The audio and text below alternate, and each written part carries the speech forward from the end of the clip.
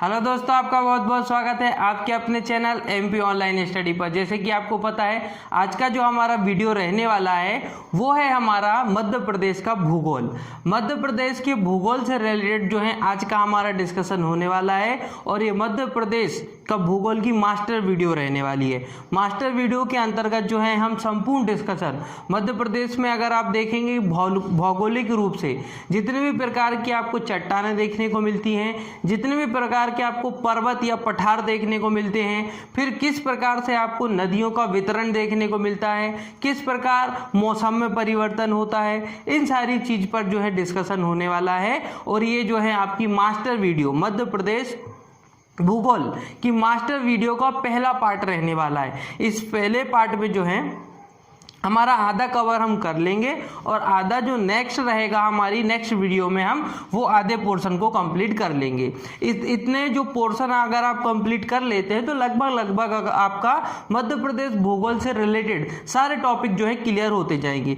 इसमें सबसे इम्पोर्टेंट बात जो रहने वाली है वो यह रहेगी कि यहाँ पर मैप के अकॉर्डिंग ही मैं आपको बताऊंगा, क्योंकि आप चाहे इंडिया का भूगोल पढ़िए या फिर मध्य प्रदेश का, आपको मैप की जरूरत अवश्य पड़ेगी। अगर आप मैप के द्वारा किसी भी चीज का स्टडी करते हैं, खास तौर पे भूगोल सब्जेक्ट की, तो यहाँ पर आपको ज्यादा इजी हो जाता है।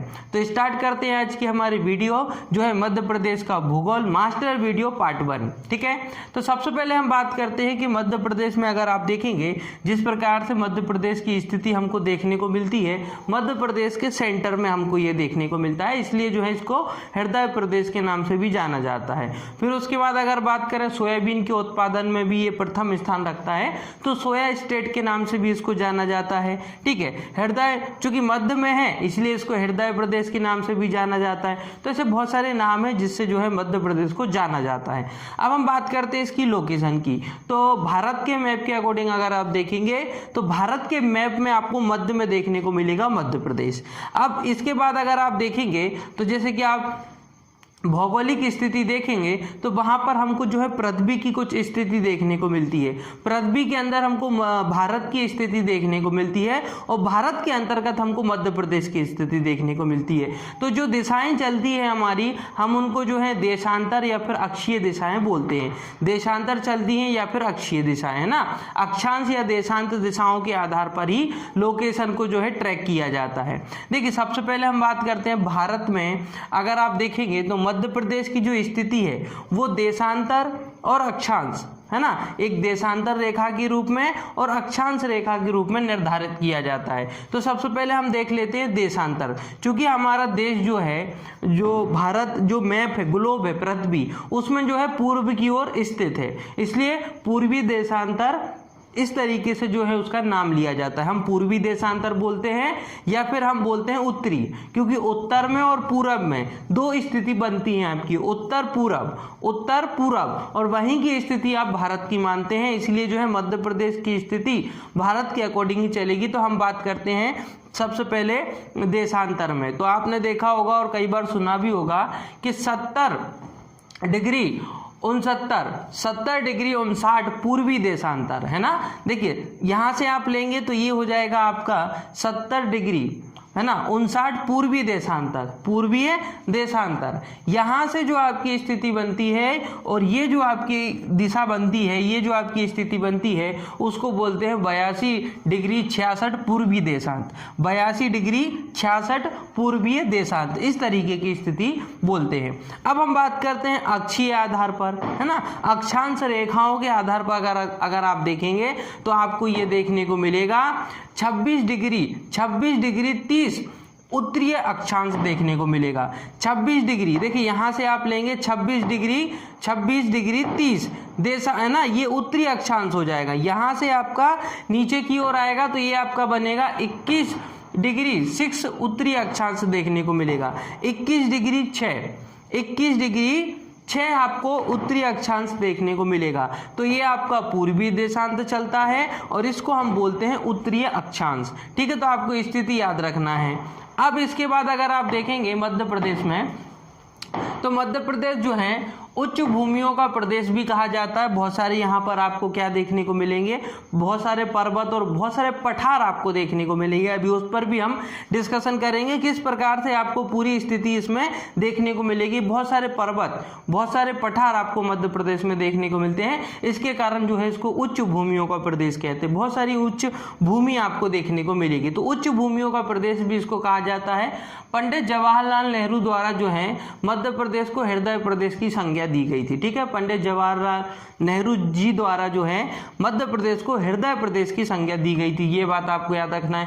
कर्क रेखा की अगर हम बात करें तो यहाँ आप देखेंगे, जो आप पूरे ग्लोब में पढ़ते हैं, पूरी पृथ्वी पर पढ़ते हैं, तो आप 3 दिशाओं का या फिर 3 रेखाओं का अध्ययन करते हैं, जिसमें आप मध्य रेखा का अध्ययन करते हैं, कर्क रेखा का भी अध्ययन करते हैं और उसके बाद मकर रेखा का भी अध्ययन करते हैं। तो अगर आप देखेंगे इसमें से जो कर्क रेखा है वो भारत से भी गुजरती है और मध्य प्रदेश से भी गुजरती है। तो जब कर्क रेखा मध्य प्रदेश से गुजरती है तो ये कर्क रेखा मध्य प्रदेश में 14 जिलों से होती हुई जाती है। तो इन 14 जिलों के नाम एक बार आपको मैं बता देता हूं। जैसे कि जो कर्क रेखा है मध्य प्रदेश के 14 जिलों से होती हुई निकलती है, और ये जब गुजरती है मध्य प्रदेश के 14 जिले से, है ना, तो ये आपकी 23.5 डिग्री पर देखने को मिलती है, क्योंकि ये भारत में भी 23.5 डिग्री की ही स्थिति बनाती है। कर्क रेखा जो है 23.5 डिग्री की जो है स्थिति बनाती है, ये आपको याद रखना है। मध्य प्रदेश में 14 जिलों से होते हुए गुजरती है कर्क रेखा, और इन जिलों की जो नाम है वो हो जाएगा आपका शहडोल, उमरिया, कटनी, जबलपुर, दमोह, सागर, रायसेन, विदिशा, भोपाल, सीहोर, राजगढ़, आगर, उज्जैन, रतलाम। ये इस तरीके से आपको जिले यहाँ पर देखने को मिलते हैं। कुछ इस तरीके के आपको जिले की स्थिति देखने को मिलेगी। ठीक है, और इस तरीके से जो है कर्क रेखा 14 जिलों से होते हुए निकलती है। ये आपको नाम याद रखना है। एक बार फिर से रिपीट कर देता हूँ ताकि थोड़ा सा आपको याद हो जाए। जैसे कि शहडोल हो गया, उमरिया, कटनी, जबलपुर, दमोह, सागर, रायसेन, विदिशा, भोपाल, सीहोर, राजगढ़, आगर, उज्जैन, रतलाम, ये आपके हो जाएंगे प्रमुख जिले जहां से जो है कर्क रेखा गुजरती है। अब हम बात करते हैं मध्य प्रदेश की। जो आप भौगोलिक स्थिति पढ़ रहे हैं तो मध्य प्रदेश के क्षेत्रफल की जानकारी होना आपको ज़्यादा जरूरी है। क्षेत्रफल का आंकड़ा आगे पीछे हो सकता है, लेकिन ये थोड़ा सा आपको आंकड़ा याद रखना जरूरी है। जो इसका मध्य प्रदेश का अगर कुल क्षेत्रफल की बात करें तो ये आपका 3,08,252 वर्ग किलोमीटर में फैला हुआ है। 3,08,252 वर्ग किलोमीटर में आपको पूरा का पूरा मध्य प्रदेश देखने को मिलता है। तो आपको ये 3,08,252 वर्ग किलोमीटर याद रखना है। ठीक है, इसके बाद अगर हम बात करते हैं तो मध्य प्रदेश में आप देखेंगे कुल भारत के कुल क्षेत्रफल का, जो भारत का कुल क्षेत्रफल है उसका आप देखेंगे 9.38% क्षेत्रफल मध्य प्रदेश में आता है, भारत के कुल क्षेत्रफल का। ठीक है, भारत का जितना भी टोटल क्षेत्रफल है उसमें से 9.38% जो क्षेत्रफल है वो किसके अंतर्गत आता है, वो मध्य प्रदेश के अंतर्गत आता है। मध्य प्रदेश अगर आप देखेंगे तो चारों ओर से 5 राज्यों से घिरा हुआ हमको देखने को मिलता है। मतलब 5 ऐसे राज्य आपको देखने को मिलते हैं जो मध्य प्रदेश को चारों ओर से घिरे हुए हैं। ठीक है, अब इन 5 जो राज्यों की अगर हम बात करें तो सबसे पहले उत्तर में आपको उत्तर प्रदेश याद रखना है। उत्तर में आपको उत्तर प्रदेश देखने को मिलेगा। उसी के साथ आप जब उत्तर प्रदेश से थोड़ा सा इस दिशा में आएंगे तो यहाँ आपको देखने को मिलेगा राजस्थान।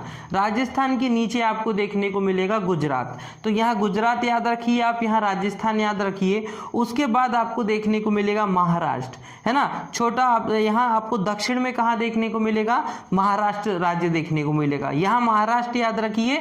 और अगर मध्य प्रदेश की हम बात करें पूर्व की तो यहाँ आप छत्तीसगढ़ याद रखिए।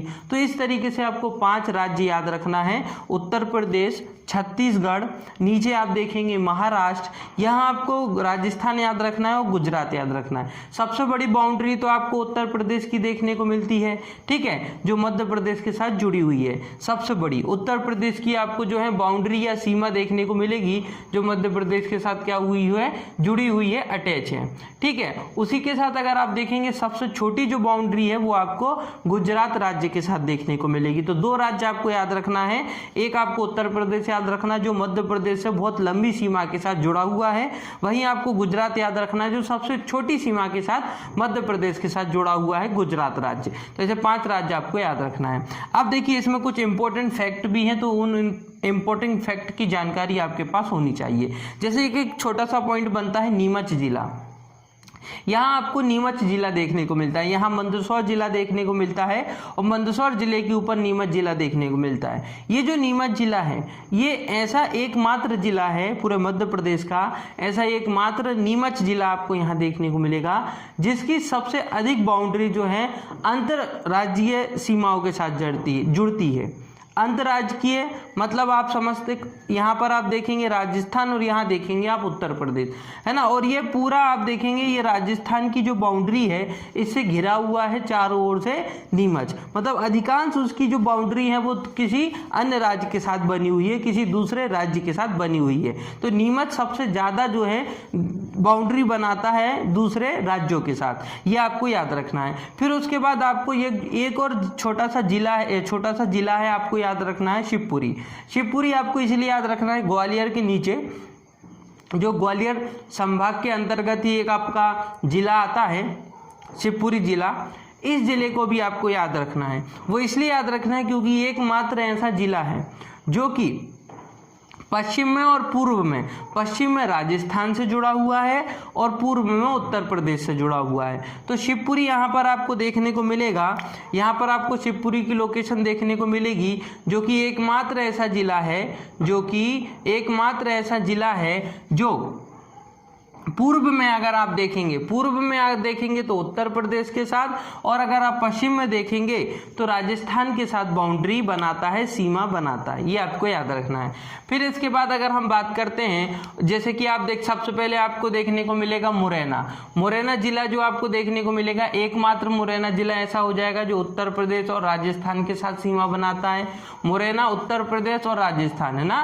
तो यहाँ आपको देखने को मिलेगा मुरैना जो कि उत्तर प्रदेश के साथ और राजस्थान यहाँ और उत्तर प्रदेश यहाँ। तो यहाँ पर आप देखेंगे यहाँ मुरैना देखने को मिलेगा जो कि उत्तर प्रदेश के साथ भी और राजस्थान के साथ भी सीमा बनाता है। ये वाला पॉइंट आपको इसमें याद रखना है, ठीक है। अब इसमें हम बात करते हैं जैसे कि सिंगरौली जिला। तो सिंगरौली जिला जो है उत्तर प्रदेश और छत्तीसगढ़ के साथ सीमा बनाता है। सिंगरौली जिला आपको यहाँ देखने को मिलेगा। तो यहाँ जो आपको सिंगरौली जिला देखने को मिलेगा ये उत्तर प्रदेश और आपका बन जाता है यहाँ पर छत्तीसगढ़, क्योंकि छत्तीसगढ़ यहाँ है और यहाँ उत्तर प्रदेश की स्थिति बनती है। तो सिंगरौली जिला यहाँ देखने को मिलता है जो कि दोनों के साथ अपनी सीमा बनाता है, किस किस के साथ, उत्तर प्रदेश के साथ भी और छत्तीसगढ़ के साथ। तो यहाँ सिंगरौली याद रखना है, यहाँ शिवपुरी याद रखना है और यहाँ पर आपको नीमच याद रखना है, यहाँ आपको याद रखना है मुरैना, ठीक है। ये छोटी छोटी बातें आपको याद रखना है। बालाघाट की अगर हम बात करें तो बालाघाट आपको यहाँ देखने को मिलेगा, ये छत्तीसगढ़ और महाराष्ट्र के साथ सीमा बनाता है। ये जो बालाघाट जिला है, जो यहाँ पर बालाघाट जिला है, ये आपका छत्तीसगढ़ के साथ और महाराष्ट्र के साथ, इन दोनों के साथ क्या बनाता है, बाउंड्री बनाता है, ठीक है। ये एक फैक्ट है, ये भी आपको याद रखना है। फिर हम बात करते हैं अलीराजपुर की बात करें तो अलीराजपुर यहाँ पर आप देख सकते हैं, अलीराजपुर आपको यहाँ देखने को मिलेगा। और अलीराजपुर की बात इंपॉर्टेंट इसलिए हो जाती है क्योंकि ये राजस्थान और गुजरात के साथ सीमा बनाता है। अगर आप अलीराजपुर देखेंगे तो अलीराजपुर जिला जो है वो गुजरात के साथ भी और राजस्थान के साथ भी, दोनों के साथ क्या बनाता है, बाउंड्री बनाता है। तो अलीराजपुर यहाँ आपको याद रखना है। बालाघाट आपको यहाँ याद रखना है जो कि छत्तीसगढ़ और महाराष्ट्र के साथ बाउंड्री बनाता है। सिंगरौली आपको यहाँ रखना है। तो ये इस तरीके से जो है आपको 5 या 6 जो जिले मैंने आपको बताए हैं, ये 6 जिले जो मैंने आपको बताए हैं, ये इनके एक इम्पॉर्टेंट फैक्ट हैं, ये आपको याद रखना है, ठीक है। अब इसके बाद हम बात करते हैं कि पूरा अगर आप देखेंगे क्षेत्रफल की दृष्टि से तो मध्य प्रदेश दूसरा स्थान रखता है। ये आपको एक इम्पोर्टेंट पॉइंट याद रखना है। पहला स्थान तो राजस्थान रखता है क्षेत्रफल की दृष्टि से। मध्य प्रदेश की बात करें तो मध्य प्रदेश दूसरा स्थान रखता है, ठीक है। अब हम बात करते हैं कि मध्य प्रदेश में किस तरीके से आपको जो है चट्टानें देखने को मिलती हैं, और चट्टानों के आधार पर ही आपको पठार देखने को मिलेंगे।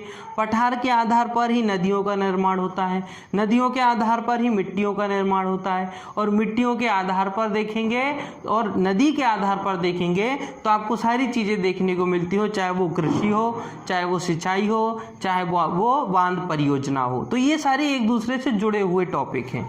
तो सबसे पहले हम बात करते हैं कि मध्य प्रदेश में अगर आप देखेंगे आर्द्र आर्किन शैल समूह, है ना, या फिर आर्कियन शैल समूह की चट्टानें पाई जाती हैं, है ना। आर्कियन शैल समूह, बहुत सारे समूह आते हैं चट्टानों के अंतर्गत, उन पर मैं आपको एक एक चीज पर डिस्कस करेंगे। सबसे पहले मैं आपको बता रहा हूं कि आर्कियन शैल समूह, आर्कियन शैल क्रम की चट्टानें भी पाई जाती हैं।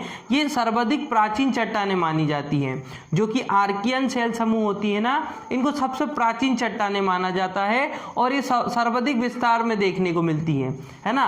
भारत में भी आप देखेंगे तो अधिकांश आपको जो है आर्कियन शैल समूह देखने को मिलेगा या फिर आर्कियन शैल समूह की चट्टानें देखने को मिलेगी। मध्य प्रदेश में भी ये आपको देखने को मिलेगी। इनको सबसे प्राचीन चट्टानें माना जाता है। इनसे ग्रेनाइट और नीज का निर्माण होता है। ग्रेनाइट आपने देखा होगा, कार्बन का ही एक अपर रूप उसको माना जाता है, कार्बन का ही एक अपर रूप माना जाता है। तो ग्रेनाइट और नीज का निर्माण होता है। ये आपको याद रखना है। कौन सी चट्टान से? आर्कियन क्रम की चट्टानों से।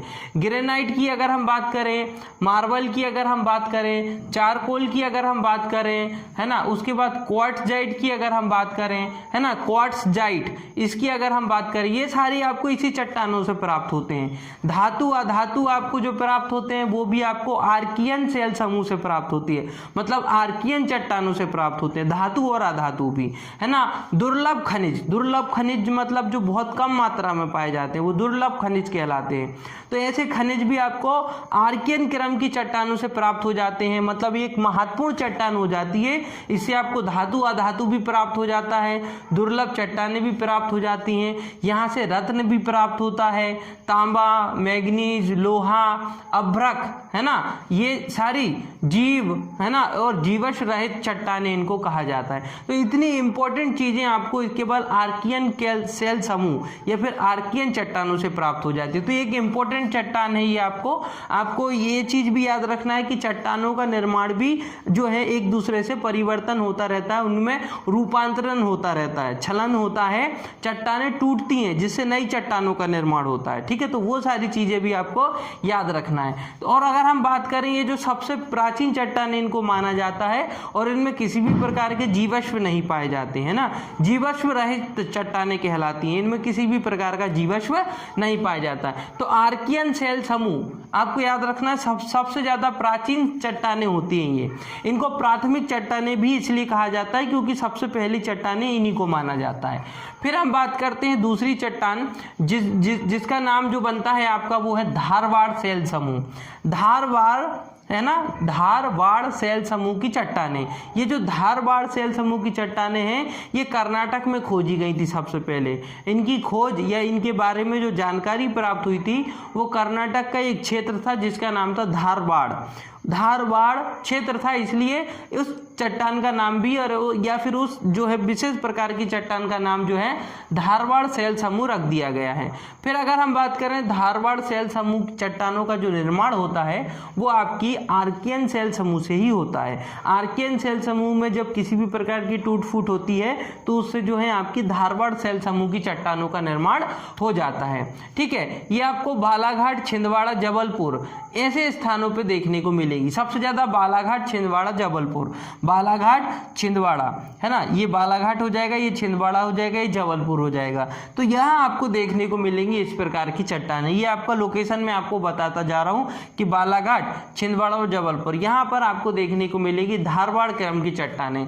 ये जो धारवाड़ क्रम की चट्टानें होती है इनसे भी विशेष प्रकार के खनिज प्राप्त होते हैं, जैसे कि आप देखेंगे मैग्नीज, है ना, रंगीन संगमरमर, है ना, और रंगहीन संगमरमर भी यहीं से प्राप्त होते हैं। जैसे कि जबलपुर में आपको पता होगा कि संगमरमर की चट्टानें पाई जाती हैं, वैसे ग्वालियर में भी पाई जाती हैं, परंतु जबलपुर आप देखेंगे, बालाघाट अगर आप देखेंगे, छिंदवाड़ा अगर आप देखेंगे तो यहाँ पर धारवाड़ क्रम की चट्टानें पाई जाती हैं जिसमें ग्रीन भी आपको देखने को मिलता है। यहाँ से आपको मैग्नीज भी, तांबा भी आपको यहाँ से प्राप्त हो जाता है। मतलब आपको जो है धारवाड़ क्रम की जो चट्टानें होती हैं इनसे तांबा भी प्राप्त हो जाता है, और इसके बाद अगर आप देखेंगे तो मैग्नीज भी इससे प्राप्त हो जाता है। तो एक इम्पोर्टेंट आपको, अच्छा, संगमरमर भी इससे प्राप्त हो जाती है। तो एक इम्पोर्टेंट आपकी क्या बन जाती है, चट्टान बन जाती है ये। अब इसके बाद हम बात करते हैं एक विशेष प्रकार की चट्टान और, जिसका नाम है कडप्पा विंध्य शैल समूह। इनको कहा जाता है कडप्पा विंध्य शैल समूह। ठीक है, ये जो कडप्पा विंध्य शैल समूह है, लोकेशन के अगर आधार पर देखेंगे तो एक चट्टान का नाम ही है ये, है ना, कडप्पा विंध्य शैल समूह, है ना, या विंध्यन शैल समूह, कडप्पन या कडप्पा विंध्यन शैल समूह। ये आपको इस पूरी लोकेशन में देखने को मिलेंगी, क्योंकि यहाँ पर विंध्याचल देखने को मिलता है। वैसे तो विंध्याचल आपका पूरा यहाँ से यहाँ तक लोकेशन बनाता है, यहाँ पर आपको अधिकांश देखने को मिलेंगी। थोड़ी सी ये चट्टानें जो हैं आपको ग्वालियर वाले क्षेत्र में भी देखने को मिलेंगी, कडप्पन चट्टानें या फिर विंध्य शैल समूह। तो सबसे पहले हम बात करते हैं कडप्पन शैल समूह की, है ना। ये जो शैल होती हैं विशेष रूप से धारवाड़ चट्टानों से ही इनका निर्माण होता है। धारवाड़ चट्टानें अभी हमने पढ़ी, जब धारवाड़ चट्टानों में किसी भी प्रकार का टूट फूट हो जाती है, या फिर इनकी जो ऊपरी परत होती है, इन चट्टानों की जो ऊपरी परत होती है वो समतल हो जाती है। समतल हो जाने के बाद फिर वहाँ पर जो विशेष प्रकार की चट्टानों का निर्माण हो जाता है, वही चट्टान आपकी क्या कहलाती हैं, कडप्पन विंध्य शैल समूह कहलाती हैं। ठीक है, और कडप्पन विंध्य शैल समूह की चट्टानों का निर्माण हो जाता है, और इनका निर्माण जो होता है वो आपकी धारवाड़ क्रम की चट्टानों से ही हो जाता है। अब इसमें विशेष रूप से क्या पाया जाता है, तो क्वार्टजाइट, चूना पत्थर, ये इसमें विशेष रूप से पाया जाता है। अगर आप देखेंगे सबसे ज़्यादा आपको जो है कडप्पन शैल समूह की चट्टानें आपको सबसे ज़्यादा छत्तीसगढ़ में देखने को मिलती हैं। ठीक है, तो छत्तीसगढ़ आपको विशेष रूप से याद रखना है, कडप्पन शैल समूह की चट्टानें यहाँ पर पाई जाती हैं। फिर बात करते हैं हम विंध्य शैल समूह। देखिए, कडप्पन शैल समूह की चट्टानें भारत में भी, मध्य प्रदेश में भी देखने को मिलती हैं।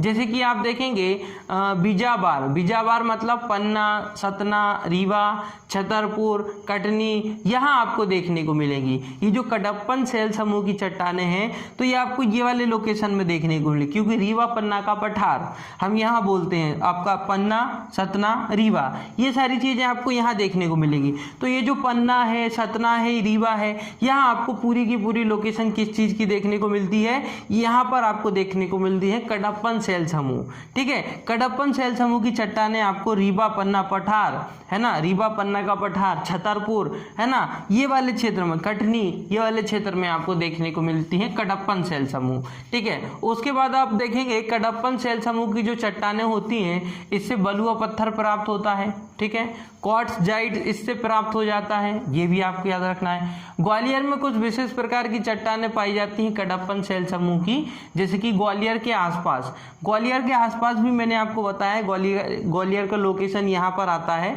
और इसके आसपास भी आपको कडप्पन शैल समूह चट्टानें पाई जाती हैं। और इन चट्टानों से अगर आप देखेंगे तो आपको चूना पत्थर, बलुआ पत्थर, क्वार्ट्जाइट, है ना, ऊपरी परत को, इसमें जो है बहुत विशेष प्रकार की मोटी परत पाई जाती है।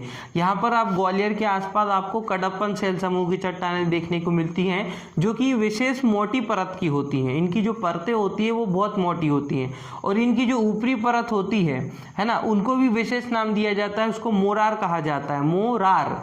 और इसकी जो निचली परत होती है, पतली परत जो होती है, उसको पार कहा जाता है। तो मोटी परत जो होती है या ऊपरी परत जो होती है उसको मोरार कहा जाता है, और निचली परत जो होती है, नीचे वाली परत जो होती है, उसको पार कहा जाता है। ठीक है, जो कडप्पन शैल समूह है। फिर बात करते हैं विंध्य शैल समूह। विंध्य शैल समूह की चट्टानें भी मध्य प्रदेश में पाई जाती हैं, जो कि दूसरा स्थान रखती हैं। पहला स्थान मैं आपको बता चुका हूँ, आर्कियन क्रम की चट्टानें। ये जो आर्कियन क्रम की चट्टानें होती हैं, ये मध्य प्रदेश में सबसे ज़्यादा पाई जाती हैं। और दूसरा विंध्य शैल समूह। विंध्य शैल समूह की चट्टानें आपको यहाँ देखने को मिलेंगी, पूरा विंध्याचल पर्वत आपको यहाँ देखने को मिलता है। और ये जो आपका विंध्याचल पर्वत देखने को मिलता है, मतलब आपकी जो नर्मदा नदी की जो लोकेशन बनती है, उसके उत्तर में आपको विंध्याचल श्रेणी देखने को मिलती है। और ये पूरा पठार जो है, पूरे आपकी जो चट्टानें हैं, ये कौन सी हैं, विंध्य शैल समूह चट्टानें इनको कहा जाता है। ठीक है, ये पूरा लोकेशन आपका यहाँ बन जाता है, विंध्याचल वाला क्षेत्र ये वाला हो जाता है। ठीक है, यहाँ आपको देखने को मिलती है विंध्य शैल समूह। अच्छा, ये जो विंध्य शैल समूह होती हैं, सबसे ज़्यादा दूसरे स्थान पर मध्य प्रदेश में पाई जाती है, सबसे ज़्यादा तो आर्कियन शैल समूह पाई जाती हैं। विंध्य शैल समूह जो होती है इससे चूना पत्थर और बलुआ पत्थर प्राप्त हो जाता है। ठीक है, फिर बात करते हैं आर्य शैल समूह। ठीक है, अब बात करते हैं हम आर्य शैल समूह की चट्टानें। आर्य शैल समूह, आर्य शैल समूह की चट्टानें आपको बुंदेलखंड और बघेलखंड में देखने को मिलती हैं। बुंदेलखंड वाला लोकेशन आप यहाँ याद रखिए और बघेलखंड वाला लोकेशन आपको यहाँ याद रखना है। तो ये हो जाएगा आपका बुंदेलखंड और ये हो जाएगा आपका बघेलखंड। ठीक है, यहाँ पर आपको जो है आर्य शैल समूह की चट्टानें देखने को मिलती हैं। और ये जो आर्य शैल समूह की चट्टानें हैं इनकी अगर हम बात करें तो गोंडवाना लैंड के अंतर्गत ये आती हैं। गोंडवाना लैंड हम जैसे कि आप देखेंगे जब पृथ्वी का निर्माण हुआ था उस समय की अगर हम बात करें तो उसमें से अगर आप देखेंगे दक्षिण अफ्रीका है ना, दक्षिण अफ्रीका का एक द्वीप है जिसका नाम है मेडागास्कर।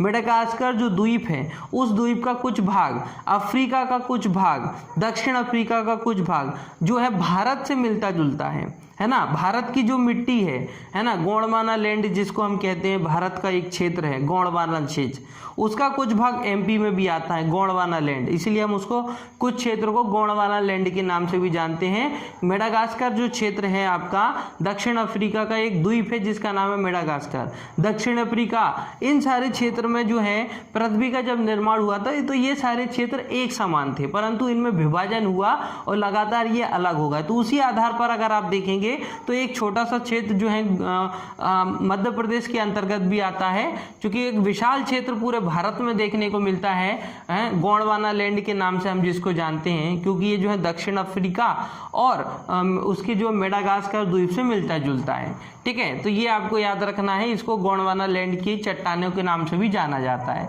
ठीक है, अब हम बात करते हैं कि आर्य शैल समूह की अगर हम बात करें, आर्य शैल समूह की चट्टानों से ही गोंडवाना लैंड का निर्माण हुआ है। ठीक है, आर्य शैल समूह, आर्य शैल समूह की चट्टानों से ही गोंडवाना लैंड का समूह या फिर गोंडवाना लैंड है ना, गोंडवाना लैंड या उनकी चट्टानों का निर्माण हुआ है। तो वो चट्टानें आपको कहाँ कहाँ देखने को मिलती हैं, मतलब ये जो चट्टानें हैं आपकी आर्य शैल समूह की चट्टानें, इससे गोंडवाना लैंड का समूह का निर्माण हुआ है या फिर गोंडवाना लैंड का निर्माण हुआ है। ये निर्माण 3 हैं और ये विशेष रूप से आपको जो है लोअर, मध्य और अपर इस तरीके से इसको विभाजित किया गया है। एक हम बोलते हैं लोअर, एक होता है अपर और एक होता है मिडिल, मतलब बीच वाला। तो सबसे पहले आपको देखने को मिलता है, सबसे पहले हम देखते हैं लोअर, लोअर मतलब बिल्कुल निचला। तो निचला भाग आपको देखने को मिलता है सोन नदी घाटी, सोन नदी, महानदी, सतपुड़ा, सोन नदी, महानदी और सतपुड़ा। सोन नदी का लोकेशन ये बनता है, सतपुड़ा वाला क्षेत्र आपका ये बन जाता है। तो सोन नदी, सतपुड़ा और महानदी यहाँ आपको देखने को मिलता है लोअर गोंडवाना लैंड। उसके बाद आता है आपका मध्य गोंडवाना लैंड। मध्य गोंडवाना लैंड की बात करें तो पंचमढ़ी के चारों ओर देखने को मिलता है। पंचवटी अगर आप यहाँ देखेंगे तो आपको होशंगाबाद के बाद आपको होशंगाबाद जिले के अंतर्गत आपको देखने को मिलता है पंचमढ़ी।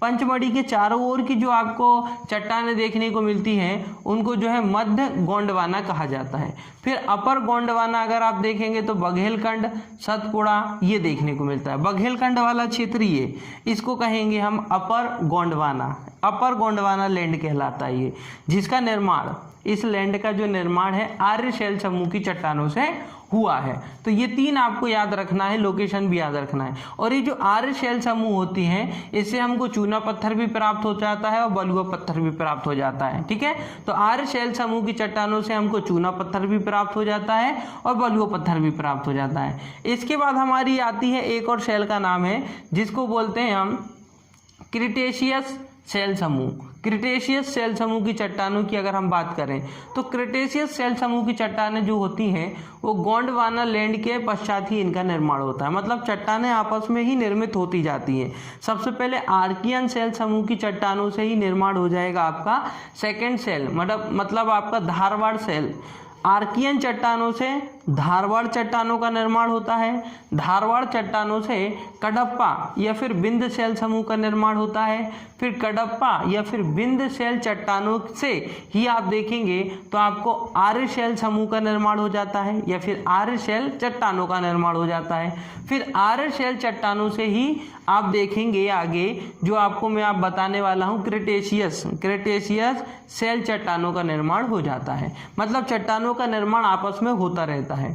फिर अगर हम बात करते हैं क्रिटेशियस सेल समूह, तो ये गोंडवाना लैंड से ही इनका निर्माण हो जाता है, मतलब गोंडवाना चट्टानों से ही क्रिस्टेनियन चट्टानों का निर्माण हो जाता है। अब हम बात करते हैं सबसे ज़्यादा अगर आप देखेंगे तो ये आपको नदियों से भी इनका निर्माण हो जाता है, नदियों के आसपास भी आपको देखने को मिलेगी। और ये आपको कई प्रकार के जो हैं नदियों में जो आपको घाटी देखने को मिलती है, चाहे वो नर्मदा घाटी हो या फिर सोन नदी घाटी हो, यहाँ पर आपको जो है क्रिटेशियस सेल समूह चट्टानें, क्रिटेशियस सेल समूह की चट्टानें आपको देखने को मिलती हैं। ठीक है, फिर इसके बाद आपका आता है दक्कन ट्रैप की चट्टानें। ये सबसे इंपॉर्टेंट मानी जाती है दक्कन ट्रैप की चट्टानें। इसकी विशेषता इसलिए होती है क्योंकि देखिए इसका दो तरीके से निर्माण होता है, ज्वालामुखी के विस्फोट से भी इसका निर्माण हो जाता है, कई प्रकार की चट्टानों का निर्माण ज्वालामुखी के विस्फोट से भी हो जाता है, और ज्वालामुखी के विस्फोट के कारण ही इसका विस्तार अधिक होता है,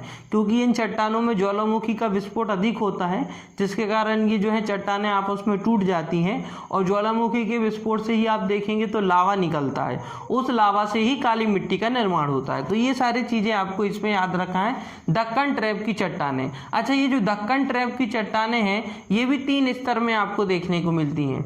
दक्कन ट्रैप की चट्टानें ये भी 3 स्तर में देखने को मिलती हैं। अब वो 3 स्तर कौन कौन से हैं वो समझ लीजिए एक बार। सबसे पहला आता है निचला ट्रैप, है ना, दक्कन ट्रैप की बात करें तो सबसे पहला आता है निचला ट्रैप। निचला ट्रैप आपको नर्मदा घाटी में देखने को मिलेगा।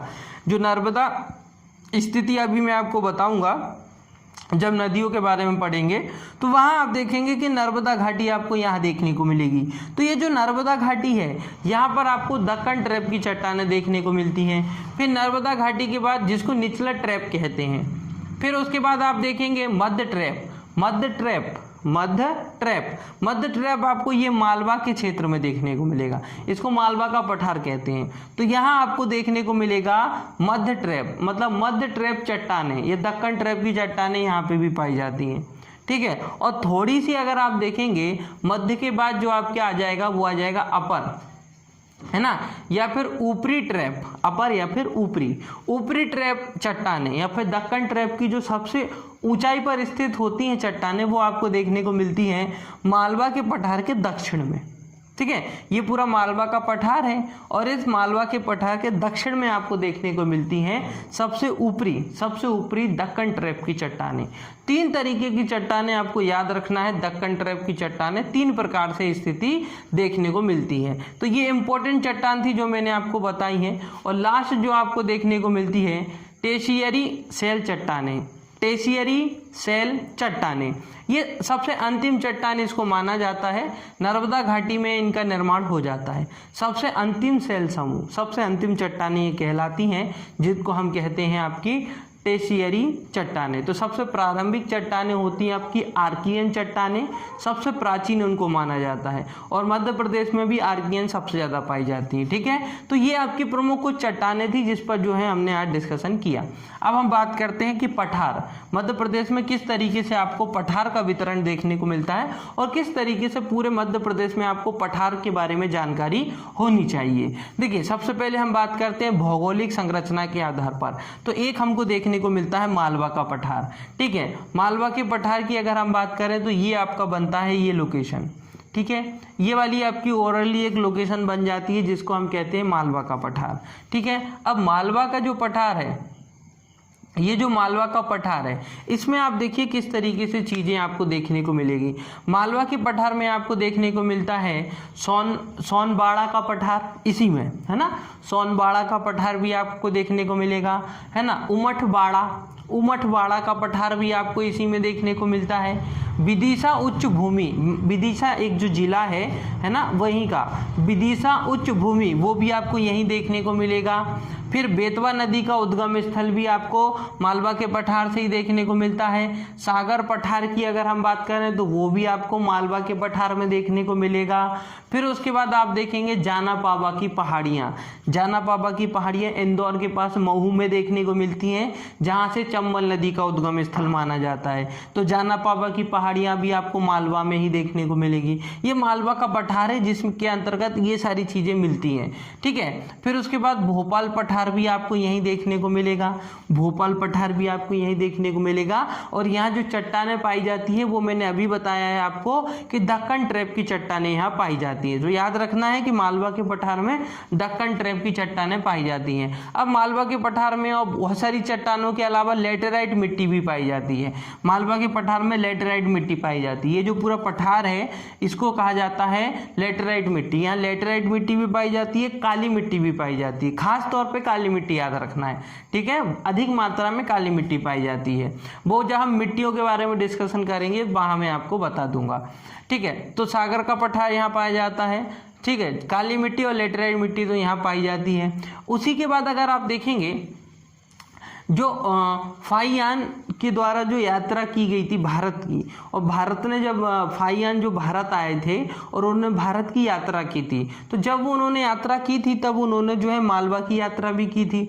और उस समय वो यहाँ पर इस एक बात को बोल के गए थे और उन्होंने ये भी बोला था कि मालवा की जो जलवायु है वो विश्व की सबसे अच्छी जलवायु मानी जाती है। मतलब उनके द्वारा ये बात की गई थी फाहियान द्वारा, जो फाहियान भारत की यात्रा करने के लिए आए थे उनके द्वारा एक बात की गई थी कि जो मालवा की जलवायु है वो विश्व की सबसे अच्छी जलवायु है, ठीक है। तो ये एक पॉइंट आपको याद रखना है इसके अंतर्गत, मालवा के पठार के अंतर्गत, ठीक है। फिर मालवा के पठार के बाद हम बात करते हैं विंध कंगारी पठार, या इसको कहा जाता है रीवा पन्ना का पठार, ठीक है। विंध कंगारी पठार या फिर आता है रीवा पन्ना का पठार। और इसके बाद इसको जो है स्कॉटलैंड भी कहा जाता है।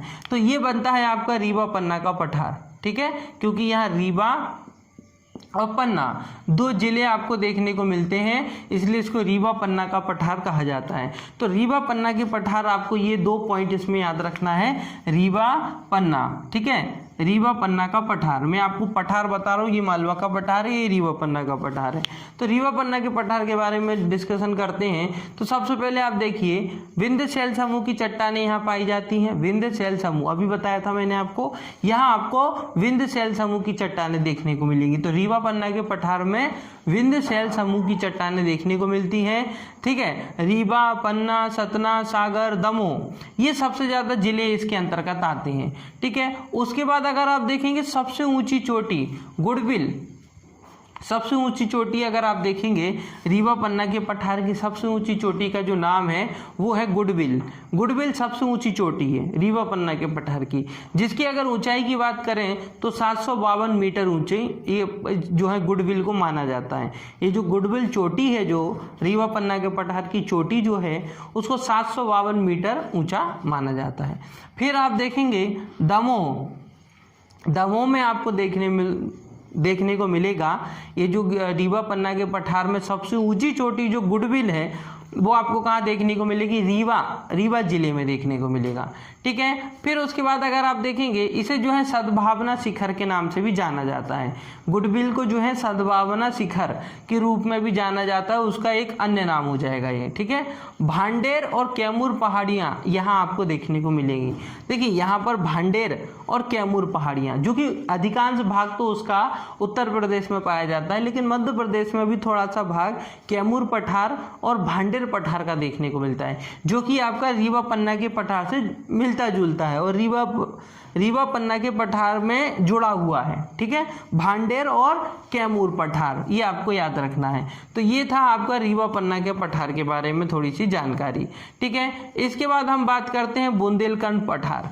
बुंदेलखंड पठार की बात करें तो ये जो वाला भाग है ये आपका बुंदेलखंड पठार के अंतर्गत आता है ना। ये आपका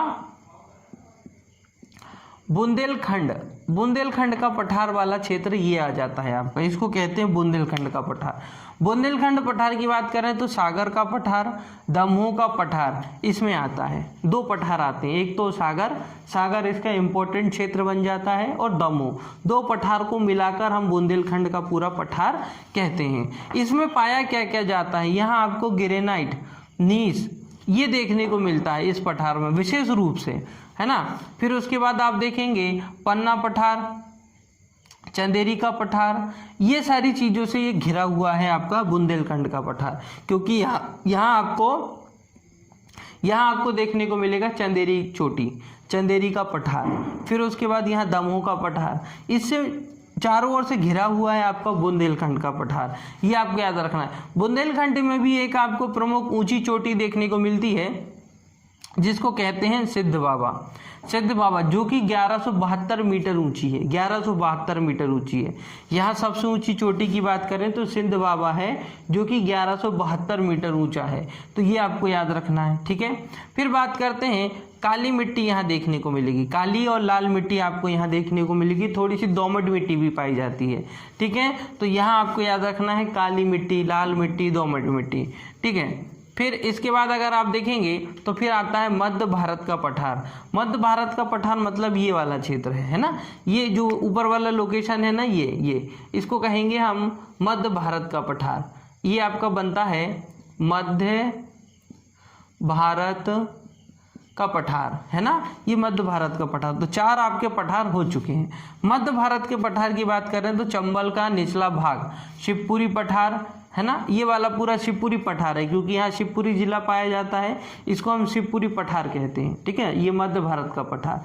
यहाँ सबसे ज़्यादा जड़ोत मिट्टी पाई जाती है ना, जड़ोट मिट्टी, जड़ोट मिट्टी जो नदियों द्वारा बहाकर लाई गई मिट्टी होती है ना, वो जड़ोत मिट्टी कहलाती है।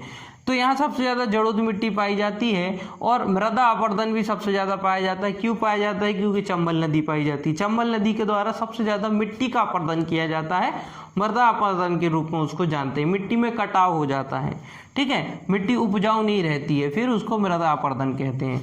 तो ये आपका मध्य भारत का पठार हो जाएगा। फिर हम बात करते हैं विंध्याचल प्रदेश। विंध्याचल प्रदेश यहाँ आता है आपका, है ना, छोटा सा आपको यहाँ पर देखने को मिलेगा विंध्याचल प्रदेश। तो विंध्याचल प्रदेश आपको यहाँ देखने को मिलता है।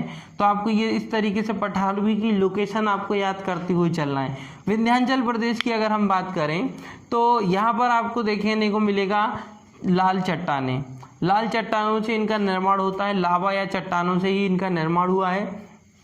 सबसे ऊंची चोटी जो है सिंगार, 881 मीटर ऊंची है, सबसे ऊंची चोटी सिंगार सबसे ऊंची चोटी। विंध्याचल प्रदेश या विंध्याचल पठार की अगर हम बात करें तो सबसे ऊंची चोटी जो होती है सिंगार है, इसकी सबसे ऊंची चोटी 881 मीटर ऊंची चोटी है ये, ठीक है। तो ये आपको याद रखना है। प्रमुख पहाड़ियाँ जैसे कि जानापावा पहाड़ी, है ना, मुकुंदराबाद, नरहट, ये सारी चीज़ें आपको विंध्याचल में। हालांकि ये जो विंध्याचल का पठार है ये पूरा आपका दक्षिण, ये जो है आपका पूर्व से पश्चिम की ओर तक फैला हुआ है। छोटी सी एक पतली नली के रूप में अगर आप देखेंगे इसको तो ये पूरा आपको पठार फैला हुआ देखने को मिलेगा। ये पूरा पठार, विंध्याचल का पठार आपको यहाँ से लेकर यहाँ तक विंध्याचल का पठार देखने को मिलता है, ठीक है। तो वहीं आपकी जानापावा की पहाड़ियाँ, यहाँ महू, इंदौर, जहाँ से आपकी चंबल नदी निकलती है। ये आपको एक पॉइंट याद रखना है कि विंध्याचल पर्वत तो पूरा फैला हुआ है, आपका विंध्याचल प्रदेश पूरा फैला हुआ है, और उसके नीचे से ही दक्षिण में ही आपको नर्मदा नदी देखने को मिलती है। नर्मदा नदी और ताप्ती नदी, इन दोनों के मध्य में आपको देखने को मिलता है सतपुड़ा पठार, ठीक है। अब हम बात करते हैं कि ये तो आज जो है हमारा डिस्कशन हो गया, वो आपका कौन सा था आपका ये, हाँ, रीवा पन्ना का पठार हो गया आपका, और उसके बाद हो गया आपका ये पठार। अब हम बात करते हैं जो आपका आता है सबसे पहले सतपुड़ा का पठार। अगर आप सतपुड़ा के पठार की अगर हम बात करें तो ये सबसे नीचे वाला भाग आपका बन जाता है सतपुड़ा का पठार, ठीक है। ये वाला भाग सतपुड़ा का पठार आप देखेंगे तो यहाँ से लेकर यहाँ तक सतपुड़ा का पठार है। ये 3 तरीके से बटा हुआ है। पूरा सतपुड़ा के पठार को हम 3 तरीके से वर्गीकृत करते हैं, है ना। सतपुड़ा का पठार 3 तरीके से जाता है। एक आ जाता है आपका ये पश्चिमी, ये हो जाता है आपका पश्चिमी पठार या सतपुड़ा का पठार। ये हो जाता है आपका पूर्वीय सतपुड़ा का पठार, और ये जो मध्य में रहता है इसको बोलते हैं मैकाल श्रेणी, मैकाल श्रेणी कहते हैं, या फिर महादेव की पहाड़ियाँ भी इसको कहा जाता है, क्योंकि यहाँ पर आपको देखने को मिलता है पंचमढ़ी, है ना, यहाँ आपको देखने को मिलता है पंचमढ़ी। तो ये आपको थोड़ी सी इसमें ये चीज़ याद रखना है, पंचमढ़ी भी याद रखना है, और 3 तरीके से किस प्रकार से इसका वर्गीकरण है ये भी आपको याद रखना है सतपुड़ा का। अब हम बात करते हैं नर्मदा घाटी की, है ना, या फिर सोन घाटी की बात करें, नर्मदा सोन घाटी। नर्मदा सोन घाटी की बात करें तो भारत की सबसे निचला भाग ये कहा जाता है। ये जो नर्मदा घाटी है ना, इसको सबसे निचला भाग कहा जाता है। पानी जो है यह मिट्टी बहकर जाती है तो लगातार मिट्टी जो स्थान है वो धंसता जाता है, ठीक है, या फिर उसमें जो है वो आप देखेंगे सबसे निचला भाग अगर किसी को माना जाता है तो वो नर्मदा घाटी को माना जाता है। और सबसे चौड़ा भी है आपका नर्मदा घाटी का क्षेत्र, तो इसको सबसे चौड़ा क्षेत्र भी माना जाता है, जो कि आपका पूर्व से पश्चिम तक बहती है नर्मदा नदी। ये मैं आपको अभी बता चुका हूँ। सोन नदी की बात करें तो सोन नदी जो है ये भी बहती है, लेकिन सोन नदी उत्तर की ओर जाती है, ये आपको है ना उत्तर की ओर जाएगी। अमरकंटक से आपकी नर्मदा नदी भी निकलती है और अमरकंटक से सोन नदी निकलती है, परंतु नर्मदा नदी तो आपकी पूर्व की ओर आती है, लेकिन ये जो सोन नदी है ये उत्तर की ओर जाती है। इसके द्वारा भी मिट्टी का अपरदन होता है या मिट्टी में कटाव होता है, लेकिन जो नर्मदा घाटी है सबसे निचली घाटी कहा जाता है और बहुत चौड़ी घाटी भी इसको माना जाता है। सोन घाटी जो थोड़ी सी सकरी घाटी कहलाती है, ठीक है, ये आपको याद रखना है। सोन घाटी को बहुत छोटा जो है क्षेत्र माना जाता है। हालांकि सोन घाटी में जो है खनिज पदार्थ अधिक मात्रा में पाए जाते हैं। पूरे आप देखेंगे बहुत सारे खनिज पदार्थ में जब हम डिस्कशन करेंगे तो आपको देखने को मिलेगा कि बहुत सारे खनिज पदार्थ आपको देखने को मिलेंगे सोन घाटी में, ठीक है। और नर्मदा घाटी भी आपको याद रखना है। दक्कन ट्रैप की चट्टानें आपको नर्मदा घाटी में देखने को मिल देंगी। गहरी जड़ोद मिट्टी, भूरी मिट्टी, ये आपको नर्मदा घाटी में देखने को मिलेगी। सोन घाटी की बात करें तो सोन घाटी में सकरी घाटी इसको कहा जाता है, बहुत पतली घाटी है ये। धारवाड़ क्रम की चट्टानें पाई जाती हैं। कोयला खनिज भंडार यहाँ आपको देखने को मिलेगा। फिर हम बात करते हैं प्रायद्वीपीय पठार की। प्रायद्वीपीय पठार मतलब ये जो मैं आपको ऑलरेडी बता चुका हूँ, इसको प्रायद्वीपीय पठार ही कहते हैं क्योंकि ये नीचे है आपका दक्षिण, जैसे कि आप भारत में जो दक्षिण वाला भाग है वो प्रायद्वीपीय भाग कहलाता है। उसका ही कुछ भाग आपको यहाँ देखने को मिलता है। दक्षिण का ही कुछ भाग आपको मध्य प्रदेश में भी, मध्य प्रदेश के दक्षिण में देखने को मिलता है, जिसको हम सतपुड़ा कहते हैं। सतपुड़ा की पहाड़ियाँ, और सतपुड़ा की पहाड़ियाँ आप देखेंगे पश्चिमी सतपुड़ा, पूर्वी सतपुड़ा और मध्य सतपुड़ा। मध्य सतपुड़ा को मैकाल श्रेणी भी कहते हैं, महादेव की पहाड़ियों के नाम से भी इसको जाना जाता है। तो ये चीज़ आपको इसके अंतर्गत याद रखना है। फिर इसके बाद आता है हमारा बघेलखंड।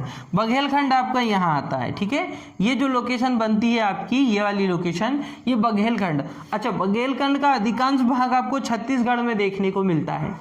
बघेलखंड का अधिकांश भाग आपको छत्तीसगढ़ में देखने को मिलता है, कुछ मध्य प्रदेश में आता है। तो बघेलखंड जो है विंध्य शैल समूह की चट्टानें, बघेलखंड में विंध्य शैल समूह की चट्टानें पाई जाती हैं, जो मैं आपको ऑलरेडी उसी स्थान पे बता चुका हूँ। फिर अब हम बात करते हैं सबके क्षेत्रफल की, कि कौन से किस प्रकार से क्षेत्रफल में पाए जाते हैं। तो देखिए, सबसे पहले आता है मध्य भारत का पठार। मध्य भारत का पठार अगर आप देखेंगे 32,896 वर्ग किलोमीटर में फैला हुआ है मध्य भारत का पठार, जो कि मध्य प्रदेश के कुल क्षेत्रफल का केवल 7% है। कितने प्रतिशत है? 7%। फिर हम बात करते हैं मालवा का पठार। मालवा के पठार की अगर हम बात करेंगे तो ये आपको देखने को मिलेगी 88,222 वर्ग किलोमीटर में फैला हुआ है। ये मालवा का पठार 88,222 वर्ग किलोमीटर में फैला हुआ है मालवा का पठार, और ये 28% क्षेत्रफल में पाया जाता है। मध्य प्रदेश के कुल क्षेत्रफल का 28% क्षेत्रफल मालवा के पठार में पाया जाता है। मतलब बहुत विशाल क्षेत्रफल हो जाता है आपका मालवा के पठार का। सतपुड़ा के पठार की अगर हम बात करें तो 34,000 वर्ग किलोमीटर में फैला हुआ है। ये जो सतपुड़ा का पठार है ये 34,000 वर्ग क्षेत्रफल में फैला हुआ है, और ये कुल क्षेत्रफल का 11% कहलाता है, ठीक है। ये 34,000 वर्ग किलोमीटर में फैला हुआ है, और ये कुल क्षेत्रफल का 11% है आपका। कौन सा? सतपुड़ा का पठार। तो सतपुड़ा के पठार के बाद अगर हम बात करें रीवा पन्ना का पठार, रीवा पन्ना के पठार की बात करें तो 31,955 वर्ग किलोमीटर में फैला हुआ है, जो कि कुल क्षेत्रफल का 10% है। 31,955 वर्ग किलोमीटर में फैला हुआ है रीवा पन्ना का पठार, जो कि मध्य प्रदेश के कुल क्षेत्रफल का केवल 10% है। फिर इसके बाद अगर हम बात करें बुंदेलखंड का पठार, बुंदेलखंड के पठार की अगर आप देखेंगे तो 23,733 वर्ग किलोमीटर में फैला हुआ है। 23,733 है ना, 23,733 में फैला हुआ है। 23,733 वर्ग किलोमीटर में फैला हुआ है बुंदेलखंड का पठार। और ये अगर आप देखेंगे मध्य प्रदेश के कुल क्षेत्रफल का 7.7% कहलाता है। कितना कहलाता है ये? 7.7%। बघेलखंड की बात करें तो बघेलखंड 21,577 वर्ग किलोमीटर में 21,577 वर्ग किलोमीटर में फैला हुआ है आपका बघेलखंड का पठार। और अगर कुल क्षेत्रफल की बात करें या कुल प्रतिशत में, केवल 7% में आता है आपका बघेलखंड का पठार, कुल क्षेत्रफल का केवल 7%। तो आपको ये याद रखना है, ठीक है। नर्मदा सोन घाटी 86,000 वर्ग किलोमीटर में फैला हुआ है। 86,000 वर्ग किलोमीटर में, बहुत विशाल क्षेत्र है आपका नर्मदा सोन घाटी। ये नर्मदा घाटी और ये आपकी सोन घाटी, ये नर्मदा घाटी है और ये सोन घाटी है। 86,000 वर्ग किलोमीटर में फैला हुआ है, ये बहुत विशाल क्षेत्रफल है। फिर बात करें मध्य प्रदेश के कुछ प्रमुख पर्वत, है ना। मध्य प्रदेश में बहुत सारे पर्वत हैं, आपको अभी मैंने जैसे बताया, धूपगढ़ मैंने आपको बताया, सिंगार आपको बताया। सबसे ऊंची चोटी, जिनको हम सबसे ऊंची चोटी कहते हैं, उनके बारे में थोड़ा सा डिस्कशन कर लेते हैं। ये तो आपका हो गया पठार। अब कौन सी चोटी कहाँ पाई जाती है वो लोकेशन के आधार पर मैं आपको बताता चलता हूँ। सबसे पहले आता है मध्य प्रदेश के प्रमुख पर्वत। तो पर्वत में देखिए धूपगढ़, जिसकी अगर हम ऊंचाई की बात करें तो ये है आपकी 1352 मीटर ऊंची। 1352 मीटर ऊंची है, ये सतपुड़ा के पठार में आती है। ये यहाँ पर है ना, पंचमढ़ी के आसपास आपको देखने को मिलेगी धूपगढ़, जो कि अगर आप देखेंगे सबसे ऊंची चोटी है मध्य प्रदेश की भी सबसे ऊंची चोटी। 1352 मीटर ऊंची चोटी है, याद रखना है आपको, है ना, धूपगढ़ की चोटी। पंचमढ़ी के चारों ओर आपको ये क्षेत्र देखने को मिलेगा धूपगढ़ की चोटी का। फिर उसके बाद अगर हम बात करें सिद्ध बाबा, सिद्ध बाबा मैं आपको बता चुका हूँ 1172 मीटर ऊंचा है ये सिद्ध बाबा। ये आपको बुंदेलखंड में देखने को मिलेगा। बुंदेलखंड की सबसे ऊंची चोटी माना जाता है सिंध बाबा को। तो सिंध बाबा आपको बुंदेलखंड की सबसे ऊंची चोटी है, ये आपको याद रखना है, और 1172 मीटर ऊंची है, ये भी याद रखना है।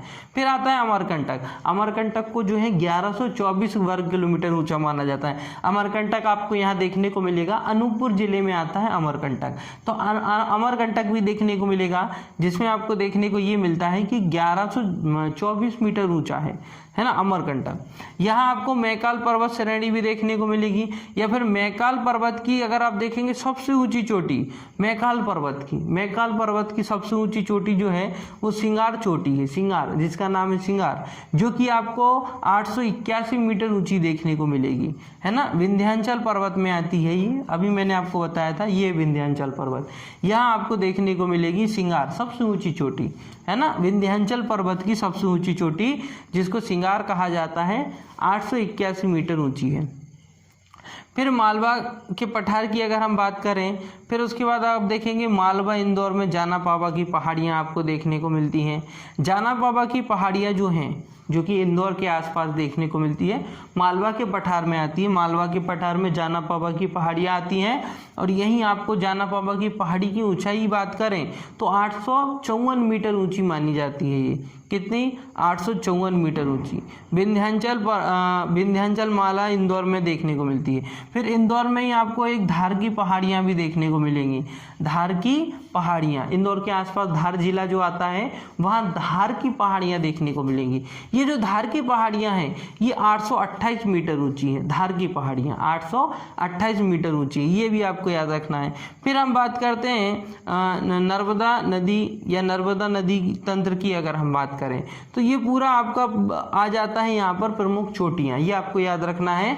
एक बार फिर से मैं बता देता हूँ। सबसे पहले आपको गुडविल याद रखना है, गुडविल चोटी जो कि 752 मीटर ऊंची है, ठीक है, ये एक इम्पोर्टेंट चोटी है, ये भी आपको याद रखना है। फिर उसके बाद आपको धूपगढ़ भी याद रखना है, पंचमढ़ी में जो धूपगढ़ आती है वो भी याद रखना है, सिंगार भी आपको याद रखना है। तो ये ऐसी इंपॉर्टेंट चीज़ें हैं जो आपको याद रखना है। फिर इसके बाद आपका जो इम्पोर्टेंट टॉपिक आता है वो आता है नदियाँ, आप किस तरीके से नदियों के बारे में सोचते हैं वो मैं आपको बताता हूँ। देखो नदियों को 3 तरीके से पढ़िए। आप सबसे पहले नर्मदा नदी तंत्र पढ़ लीजिए, नर्मदा नदी तंत्र पढ़ने के बाद सोन नदी तंत्र पढ़ लीजिए, चंबल नदी तंत्र पढ़ लीजिए और ताप्ती नदी तंत्र पढ़ लीजिए। अगर इतने नदी तंत्र आप पढ़ लेते हैं, नदियों के बारे में डिस्कशन कर लेते हैं, तो मध्य प्रदेश की नदियों से रिलेटेड आपके टॉपिक ईजी हो जाएगा। अब हम बात करते हैं कि हम किस तरीके से नदियों के बारे में डिस्कशन करेंगे। तो देखिए सबसे पहले तो हम पढ़ेंगे इसमें नर्मदा नदी। सबसे पहले नर्मदा नदी तंत्र की अगर हम बात करें, लोकेशन में आपको बता देता हूं ताकि चीजें आपके लिए आसान हो जाएं। सबसे पहले हम बात करते हैं नर्मदा नदी तंत्र। देखिए नर्मदा नदी तंत्र आपको यहाँ से अमरकंटक से देखने को मिलेगा और ये पूरा विशाल है आपका नर्मदा नदी तंत्र। नर्मदा नदी तंत्र के बाद ये बन जाता है आपका सोन नदी तंत्र, यहाँ से आपका जाता है, ये हो जाता है सोन नदी तंत्र। फिर यहाँ चंबल से आपको देखने को मिलता है, ये तो अमरकंटक है। फिर चंबल से आपको यहाँ ये है आपका इंदौर महू, यहाँ से आपको देखने को मिलता है चंबल नदी, ये आपकी हो जाती है चंबल नदी और ये चंबल नदी का स्थिति देखने को मिलती है। बैतूल के मुल्ताई से आपको ताप्ती नदी देखने को मिलती है। तो ये तंत्र हैं। अगर आपने इतने तंत्र मध्य प्रदेश की नदियों से डिस्कशन कर लिए या आज समझ लिया तो आपकी नदी इंपॉर्टेंट है और ये टॉपिक भी क्लियर हो जाएगा। तो सबसे पहले हम बात करते हैं नर्मदा नदी तंत्र। ये पूरा आपका नर्मदा नदी तंत्र है। तो सबसे पहले आपको बात आता है नर्मदा नदी तंत्र। नर्मदा नदी तंत्र की बात करें तो 41 ऐसी नदियां हैं जो नर्मदा नदी की सहायक नदियां हैं, जो नर्मदा नदी में आके मिल जाती हैं। 41 ऐसी नदियां हैं, बहुत इंपॉर्टेंट नदी है ये, अमरकंटक से निकलती है ये नदी। टोटल अगर हम लंबाई की बात करें तो 1377 टोटल आपको देखो लंबाई देखने को मिलती है नर्मदा नदी की। अब नर्मदा नदी में 41 सहायक नदियां हैं, 20 नदियां ऐसी देखने को मिलेंगी जो अलग अलग, अच्छा इसको अलग अलग नामों से भी जाना जाता है। ये जो नर्मदा नदी है, नर्मदा नदी, इसमें बहुत सारी नदियां आपस में आके मिल जाती हैं, इसलिए इसको कहा जाता है कि सबसे ज़्यादा नदियों की सहायक नदियाँ इसके पास हैं। सबसे ज़्यादा सहायक नदियाँ आपको नर्मदा नदी में देखने को मिलेंगी। 41 नदियाँ, लगभग 41 नदियाँ आकर इस नदी में मिल जाती है, मतलब नर्मदा नदी में आके मिल जाती है। नर्मदा नदी के बहुत सारे अलग अलग नामों से इसको जाना जाता है, वो नाम देख लेते हैं। रेवा नर्मदा नदी को कहा जाता है। हृदय रेखा ये भी नर्मदा नदी को कहा जाता है। मध्य प्रदेश की जीवन रेखा ये भी नर्मदा नदी को कहा जाता है, मध्य प्रदेश की जीवन रेखा। गुजरात की जीवन रेखा भी इसको कहा जाता है। मध्य प्रदेश की गंगा है ना, ये भी आप नर्मदा को कहा जाता है ना। किस आधार पर? स्वच्छता के आधार पर, वरना अगर एक नदी आप देखेंगे तो दूसरा टॉपिक भी इस पर बनता है, वो मैं आपको बताऊंगा। लेकिन अभी आपको नाम याद रखना, रेवा नर्मदा नदी को ही जाना जाता है। हृदय रेखा मध्य प्रदेश की जीवन रेखा, गुजरात की जीवन रेखा, मध्य प्रदेश की गंगा। भारत की 5वीं सबसे बड़ी नदी ये कौन है? नर्मदा नदी है। नर्मदा नदी अमरकंटक से निकलती है, आपको पता होगा। अमरकंटक जो मैकाल पर्वत श्रेणी में आती है, यहाँ से निकलती है। नर्मदा कुंड से ही इसका उद्गम होता है। इसको अगर आप देखेंगे तो 1980 में यहाँ पर मानव खोपड़ी की खोज की गई थी, ठीक है, खोज की गई थी, नर्मदा खोपड़ी उसका नाम रखा गया था। एक खोपड़ी की खोज की गई थी इस नदी के अंतर्गत, जिसका नाम नर्मदा खोपड़ी रखा गया था। ओमकारेश्वर एक नदी द्वीप है, नदी द्वीप मतलब नदी के द्वारा बनाया गया द्वीप, नदी द्वीप कहलाता है, जो कि आपको ओमकारेश्वर भी जो है इस नर्मदा नदी के पास ही आपको ओमकारेश्वर द्वीप देखने को मिलता है ना। मंधाना राजा द्वारा इस द्वीप का निर्माण किया गया था, है ना, या फिर मंधाता राजा, जो प्राचीन समय में जो राजा रहे हैं, तो मंधाता राजा द्वारा जो है इस द्वीप का निर्माण किया गया था और उनके द्वारा भी इसका नामकरण भी किया गया था, ठीक है। भेड़ाघाट, महेश्वर, ये सारी चीजें आपको कहाँ देखने को मिलेगी? नर्मदा नदी के चारों ओर देखने को मिलेगी। आप जब यहाँ से प्रारंभ करेंगे तो आपको सारी चीजें, धुआंधार जलप्रपात है ना, भेड़ाघाट, दुग्धधारा, ये सारी चीजें आपको नर्मदा नदी में देखते हुए मिलेगी। नर्मदा नदी अगर देखेंगे मध्य प्रदेश में 1077 किलोमीटर का क्षेत्रफल में आती है और टोटल लंबाई की बात करें तो 1312 किलोमीटर इसकी टोटल लंबाई मानी जाती है। कुल क्षेत्रफल की बात करें तो 93,180 वर्ग किलोमीटर में फैली हुई है। 93,180 वर्ग किलोमीटर में नदी का विस्तार देखने को मिलता है और मध्य प्रदेश में नर्मदा नदी का 90% भाग पाया जाता है। 90% भाग नर्मदा नदी का मध्य प्रदेश में ही पाया जाता है, मतलब लगभग संपूर्ण नर्मदा नदी मध्य प्रदेश में ही बहती है। ठीक है, फिर उसके बाद अगर आप देखेंगे तो इसमें बहुत सारे आपको जलप्रपात भी देखने को मिलेंगे, बहुत सारे जलप्रपात देखने को मिलेंगे नर्मदा नदी पर। कुछ जलप्रपातों की बात करें तो कपिलधारा जलप्रपात भी आपको नर्मदा नदी पर देखने को मिलेगा, जो कि 24 मीटर ऊंचा है। दुग्धधारा जलप्रपात भी देखने को मिलता है, जो कि 4.6 मीटर ऊंचा है। धुआंधार जलप्रपात भी आपको नर्मदा नदी पर देखने को मिलता है, जो कि 15 मीटर ऊंचा है ना। फिर उसके बाद आप देखेंगे सहस्त्रधारा जलप्रपात, जो कि 8 मीटर ऊंचा है। मंदार जलप्रपात, जो कि 12 मीटर ऊंचा है। ऐसे बहुत सारे जलप्रपात आपको देखने को मिलेंगे जो कि नर्मदा नदी पर हैं। और नर्मदा नदी की बहुत सारी सहायक नदियां हैं। कुछ नदियां दाएं तट से नर्मदा नदी में मिल जाती हैं और कुछ ऐसी नदियां हैं जो बाएं तट से नर्मदा नदी में मिल जाती हैं। टोटल 41 आपको नदियां देखने को मिलेंगी जो कि नर्मदा नदी की सहायक नदी है और अमरकंटक से नर्मदा नदी निकलती है। ठीक है, ये आपकी जो है पूर्व की ओर बहती है और आपकी जो देखेंगे आप गुजरात के पास ही जो है आपका जो समुद्री एरिया है वहाँ जाके ये नदी गिर जाती है, समुद्र में जाके मिल जाती है। ठीक है, अब इसमें आप देखेंगे कपिलधारा जलप्रपात भी आपको देखने को मिला, जो कि मैंने आपको बताया 24 मीटर ऊंचा है।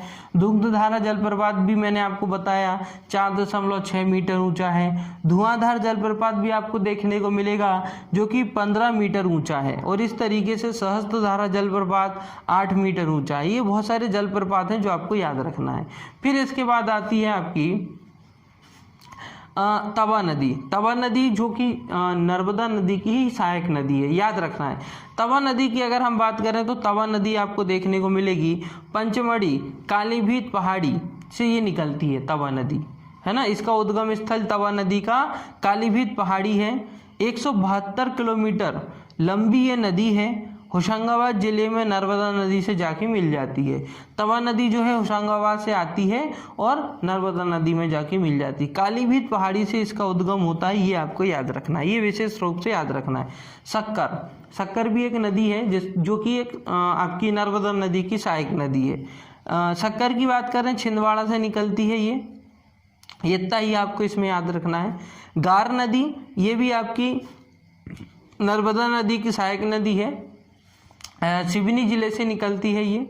मान नदी की अगर हम बात करें तो मान नदी की लंबाई 333 किलोमीटर है। मान नदी भी आपकी नर्मदा नदी की सहायक नदी है, तो मान नदी की लंबाई 333 किलोमीटर है। अब इसकी बात करें तो ये बहुत सारी नदियां आपको मैंने बताई इसके अंतर्गत। अब हम बात करते हैं कि ताप्ती नदी तंत्र। ये तो हो गया आपकी नर्मदा नदी तंत्र, कुछ मैंने छोटी छोटी नदियां जो इसकी सहायक नदी हैं उसकी भी जानकारी दी। अब बात करते हैं ताप्ती नदी तंत्र। ताप्ती नदी तंत्र की बात करें तो बैतूल के मुल्तई से ताप्ती नदी का उद्गम होता है। 724 टोटल इसकी लंबाई है।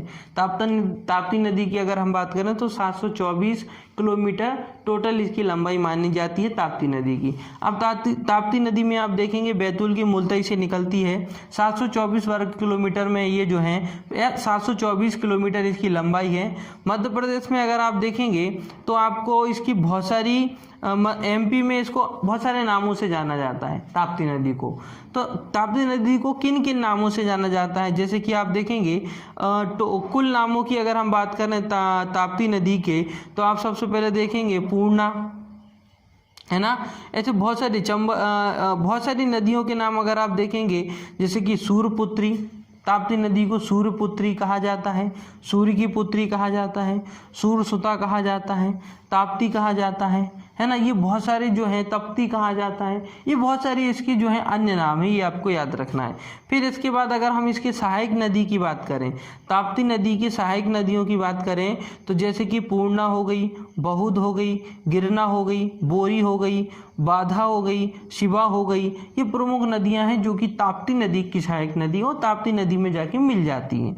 ठीक है, फिर इसके बाद आती है चंबल नदी तंत्र। चंबल नदी तंत्र की बात करें तो ये जाना पावा पहाड़ी, के महू वाले क्षेत्र के जाना पावा पहाड़ी से निकलती है चंबल नदी। चंबल नदी उत्तर की ओर जाती है और उत्तर प्रदेश में जो जाके मिल जाती है यमुना नदी में। ये आपको याद रखना है, चंबल नदी उत्तर प्रदेश में बहती है और उत्तर प्रदेश की ओर या उत्तर की ओर बहते हुए मध्य प्रदेश, राजस्थान, मध्य प्रदेश और फिर राजस्थान में जाती है, उत्तर प्रदेश में प्रवेश करती है और उत्तर प्रदेश में इटावा एक क्षेत्र आता है। इटावा के पास जाके जो है उत्तर प्रदेश में यमुना नदी में जाके मिल जाती है। कौन सी नदी? चंबल नदी। तो चंबल नदी यमुना नदी की सहायक नदी हो जाएगी।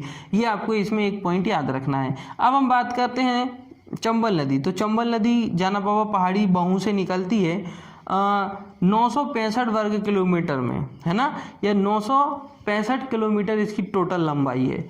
965 किलोमीटर इसकी टोटल लंबाई है। इटावा में जाके उत्तर प्रदेश में मिल जाती है। इसमें बहुत सारे बांध परियोजनाएं चल रही हैं। बांध आपने सुना होगा कि जैसे कि बहुत सारे बांध आपको चंबल नदी पर देखने को मिलेगा। सबसे पहले गांधी सागर बांध देखने को मिलेगा, राणा प्रताप बांध आपको देखने को मिलेगा, बैराज बांध भी आपको देखने को मिलेगा। तो इंदिरा सागर बांध याद रखना है, इंदिरा सागर बांध, क्योंकि ये जो गांधी सागर बांध है, गांधी सागर बांध ये मध्य प्रदेश में है। मध्य प्रदेश के मंदसौर जिले में आता है। यहाँ पर एक बांध आपको यहाँ देखने को मिलेगा और 2 बांध आपको राजस्थान में देखने को मिलेंगे। इस तरीके से चंबल नदी पर 3 बांध आपको देखने को मिलते हैं। तो तीनों बांधों पर थोड़ा सा डिस्कशन हम कर लेते हैं। सबसे पहले हम बात करते हैं, आप में इसमें सबसे पहले आता है बांध गांधी सागर बांध। गांधी सागर बांध की अगर हम बात करें, उसके बाद आपका आता है राणा प्रताप बांध जो कि चित्तौड़गढ़ में आता है, और फिर आता है जवाहर सागर बांध जो कि बैराज कोटा के अंतर्गत आता है। तो 3 आपको याद रखना है, गांधी सागर बांध मंदसौर में आता है, यहाँ राणा प्रताप बांध चित्तौड़गढ़ में आता है, और फिर आता है आपका ये जवाहरलाल बांध, ये आपका आता है बैराज कोटा के अंतर्गत। कोटा और चित्तौड़गढ़ ये दोनों ही कहाँ आते हैं? आपके राजस्थान क्षेत्र में आते हैं। ठीक है, ये आपको इसमें एक छोटी सी बात इसमें ये चीज़ याद रखनी है, बैराज कोटा। ठीक है, फिर उसके बाद अगर हम देखेंगे तो इसकी बहुत सारी, अगर आप इसके बाद भी आपको बहुत सारी नदियों के बारे में पढ़ना जरूरी हो जाता है। जैसे कि एक आती है शिप्रा नदी।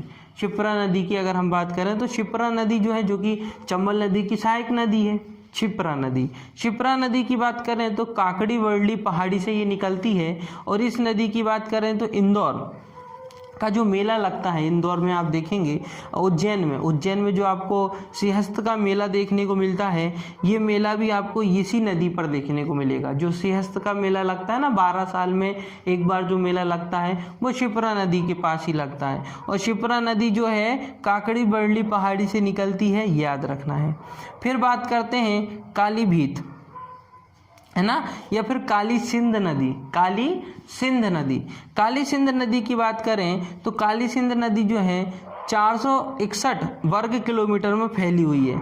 461 किलोमीटर इसकी टोटल लंबाई है, और ये बागली गांव से निकलती है। देवास के बागली गांव से काली सिंध नदी निकलती है, ये आपको याद रखना है। देवास के बागली गांव से काली सिंध नदी, ये सारी नदियां यहीं जाती हैं और पूरी नदियां यहाँ से निकलेंगी और जाके चंबल नदी में जाके मिल जाती हैं। जो नदियों के बारे में मैं आपको बता रहा हूँ, ठीक है। बाकी इसका जो है संपूर्ण डिस्कशन हमने हर एक वीडियो में किया हुआ है। जो मैंने वीडियो बनाई हुई है मध्य प्रदेश के जितना भी जीके है उससे रिलेटेड, मैंने सारी चीज़ों पर डिस्कशन किया है और डीपली डिस्कशन किया है। ठीक है, यहाँ तो आपको रिवीजन के तौर पर ही मैं बता रहा हूँ। फिर इसके बाद अगर आप देखें, पार्वती नदी सीहोर से निकलती है। कुनो नदी शिवपुरी पठार से निकलती है। कुनो नदी की लंबाई की बात करें तो 180 वर्ग किलोमीटर में फैली हुई है। अब बात करते हैं सोन नदी। सोन नदी जो है अमरकंटक से निकलती है, 780 किलोमीटर में फैली हुई है। सोन नदी अमरकंटक से निकलती है और 780 किलोमीटर इसकी टोटल लंबाई है। इस पर बहुत सारी परियोजना चल रही है, जैसे कि बाण परियोजना, और इस बाण परियोजना के तहत इसके ऊपर बहुत सारे बांध बनाए गए हैं सोन नदी पर। तो ये आपको याद रखना है। फिर एक नाम और याद रखना है, टोंस नदी। टोंस नदी भी आपको याद रखना है। टोंस नदी की बात करें तो टोंस नदी 320 किलोमीटर इसकी टोटल लंबाई है, सतना में देखने को मिलेगी, है ना। सतना जिले से निकलती है टॉन्स नदी। यहाँ आपको लोकेशन देखने को मिलेगा टॉन्स नदी का, यहाँ से निकलती है आपकी टॉन्स नदी सतना के पास। फिर इसके बाद टॉन्स नदी के बाद अगर आप देखेंगे तो आपको एक नदी का जो हम अगर नाम की बात करें तो एक आती है बीहड़ नदी, और टॉन्स नदी की ही सहायक नदी है बीहड़ नदी। बीहड़ नदी के बारे में पढ़ना इसलिए जरूरी है, रीवा के पठार से निकलती है बीहड़ नदी, और इस बीहड़ नदी पर सबसे ऊंचा जलप्रपात चचाई जलप्रपात 130 मीटर ऊंचा है। 130 मीटर ऊंचा चचाई जलप्रपात बीहड़ नदी पर देखने को मिलता है। बीहड़ नदी टॉन्स नदी की सहायक नदी है, ये आपको याद रखना है, इसलिए बीहड़ नदी के बारे में जानना जरूरी है। बैनगंगा नदी, बैनगंगा नदी के बारे में भी जानना जरूरी है। बैनगंगा नदी आपकी एकमात्र ऐसी नदी है जो कि सिवनी से निकलती है, और सिवनी में निकलने के बाद ये दक्षिण की ओर जाती है। दक्षिण की ओर जाने वाली एकमात्र नदी बैनगंगा नदी, कई बार प्रश्न बनता है ये, इसलिए आपको ये बैनगंगा नदी याद रखना है। फिर बैनगंगा नदी के बाद अगर आप देखेंगे तो सबसे ऊंचा सड़क पुल, देखिए सबसे पहले हम बात करें सबसे एक आपकी आती है बैनगंगा नदी, और एक आती है आपकी वर्धा नदी। वर्धा नदी, एक बैनगंगा नदी भी देखने को मिलती है और एक वर्धा नदी भी देखने को मिलती है। ये दोनों नदी आपस में जाके मिल जाती हैं, और फिर ये उत्तर की ओर जाती हैं, दक्षिण की ओर जाती हैं, और दक्षिण की ओर जब ये जाती हैं तो महाराष्ट्र में जाके गोदावरी नदी में जाके मिल जाती हैं। तो एकमात्र नदी आपको ऐसी देखने को मिलेगी, कौन सी नदी? बैनगंगा नदी, जो दक्षिण की ओर जाती है, और दक्षिण की ओर जब जाती है तो महाराष्ट्र में जाके गोदावरी नदी में जाके मिल जाती है। इंपॉर्टेंट पॉइंट है ये, आपको बैनगंगा नदी से याद रखना है। वर्धा नदी अगर आप देखेंगे तो ये भी वर्धा नदी बैतूल के मुलतई से ही निकलती है ना, जहाँ से ताप्ती नदी का उद्गम स्थल होता है वहीं से वर्धा नदी भी निकलती है। तो वर्धा नदी की छोटी सी जानकारी आपको पता होनी चाहिए। फिर आती है आपकी माही नदी। माही नदी इसलिए इम्पोर्टेंट है, कर्क रेखा को 2 बार काटती है, धार जिले से निकलती है, कर्क रेखा को 2 बार काटती है, और ये भी जाके सूरत में जाके, सूरत गुजरात में जाके ये भी समुद्र में जाके मिल जाती है। याद इसलिए रखना है आपको माही नदी के बारे में, क्योंकि माही नदी एक ऐसी नदी है जो कि 2 बार कर्क रेखा को काटती है। कर्क रेखा को काटने वाली एकमात्र नदी जो कि 2 बार कर्क रेखा को काटती है। तो माही नदी के बारे में ये छोटी सी जानकारी आपको याद रखना है, ठीक है। तो ये आपकी हो जाएगी नदियों की अगर हम बात करें तो माही नदी हो जाएगी आपकी। अब देखिए सबसे ऊंचा सड़क पुल बनाया गया है चंबल नदी पर। सबसे लंबा सड़क पुल बनाया गया है तवा नदी पर। सबसे ऊंचा सड़क पुल बनाया गया है चंबल नदी पर। सबसे लंबा सड़क पुल बनाया गया है तवा नदी पर। सबसे बड़ा बांध बनाया गया है नर्मदा नदी पर, जिसको हम पुनासा बांध कहते हैं। सबसे ऊंचा बांध, सबसे बड़ा बांध बनाया गया है नर्मदा नदी पर, जिसको हम पुनासा बांध कहते हैं। तो ये कुछ ऐसी नदियां हैं जिनके बारे में आपको जो है मैंने एक छोटी सी जानकारी दी है, डिटेल में पूरी वीडियो में हमने बताया हुआ है। अब हम बात करते हैं मध्य प्रदेश में किस तरीके से जलवायु पाई जाती है। तो मध्य प्रदेश की कुछ नदियां थी जिन पर हमने थोड़ा सा डिस्कशन किया है, थोड़ा सा फास्ट ही डिस्कशन हुआ है। फिर हम बात करते हैं मध्य प्रदेश में किस तरीके से जलवायु देखने को मिलेगी, चारों ओर जलवायु किस तरीके से देखने को मिलती है, उस पर डिस्कशन करते हैं। सबसे पहले जलवायु की बात करें तो मध्य प्रदेश में उष्णकटिबंधीय मानसूनी जलवायु हम इसको कहते हैं। मध्य प्रदेश की जो जलवायु है इसको उष्णकटिबंधीय मानसूनी जलवायु के नाम से जाना जाता है। अधिकांश जलवायु जो होती है वो दक्षिण पश्चिम मानसून के कारण होती है। दक्षिण पश्चिम मतलब 2 प्रकार के मानसून आते हैं, एक दक्षिण पश्चिम से आता है और एक दक्षिण पूर्व से आता है। तो जो दक्षिण पश्चिम से जो मानसून आता है उसके द्वारा अगर आप देखेंगे तो सबसे ज़्यादा बारिश होती है मध्य प्रदेश में। दक्षिण पश्चिम से जो मानसून आता है उसके द्वारा सबसे ज़्यादा बारिश होती है मध्य प्रदेश में। और दक्षिण पूर्व से जो मानसून आता है वो थोड़ा सा क्या हो जाता है, समाप्त हो जाता है। जब तक वो मध्य प्रदेश तक आता है वो मानसून समाप्त हो जाता है, तो उसके द्वारा इतनी अधिक मात्रा में बारिश जो है मध्य प्रदेश में होती नहीं है। लेकिन जो दक्षिण पूर्वी मानसून है इसके द्वारा अधिक बारिश मध्य प्रदेश में हो जाती है। सबसे अधिक वर्षा की अगर हम बात करें पंचमढ़ी में होती है, 200 सेंटीमीटर से भी अधिक होती है। और सबसे कम बारिश की बात करें तो भिंड गोहद में होती है। सबसे ज़्यादा बारिश आपकी कहाँ देखने को मिलेगी, पंचमढ़ी। मैंने आपको बताया था पंचमढ़ी यहाँ देखने को मिलता है, सबसे ज़्यादा बारिश होती है यहाँ पर, लगभग 200 सेंटीमीटर से भी अधिक। और सबसे कम तो भिंड में होती है। भिंड में जो एक क्षेत्र है गोहद, भिंड का एक क्षेत्र है गोहद, वहाँ बहुत कम बारिश होती है। तो सबसे अधिक पंचमढ़ी में होती है और सबसे कम बारिश जो होती है वो गोहद में होती है, भिंड में। फिर इसके बाद हम बात करते हैं ऋतु संबंधी वेधशाला इंदौर में है। ऋतुओं की जानकारी के बारे में अगर आपको कुछ लेना है, ऋतुओं की जानकारी प्राप्त करना है, तो आपको इंदौर में देखने को मिलेगी इसकी एक वेधशाला। सर्वाधिक तापमान जो है गंज बासोदा का देखा जाता है लगभग 48 डिग्री सेल्सियस। सबसे ज़्यादा तापमान जब मौसम में परिवर्तन होता है, ग्रीष्म ऋतु की अगर हम बात करें, तो सबसे ज़्यादा तापमान देखने को मिलता है गंज बासोदा का, लगभग 48 डिग्री सेल्सियस। फिर बात करें उत्तर का मैदान। देखिए, उत्तर के मैदान की अगर हम बात करें, ये है आपका उत्तर का मैदान, ये पूरा ये उत्तर का मैदान है। इस उत्तर के मैदान की अगर बात करें तो यहाँ का मौसम जो है गर्मी में अधिक गर्म होता है और ठंडी में अधिक ठंडा होता है। ये जो उत्तर का मैदान है ये गर्मी में अधिक गर्म होता है और ठंडी में अधिक ठंडा होता है, ये वाला, ठीक है। फिर उसके बाद कर सतपुड़ा पठार, अभी बताया था मैंने आपको, ये सतपुड़ा का पठार है।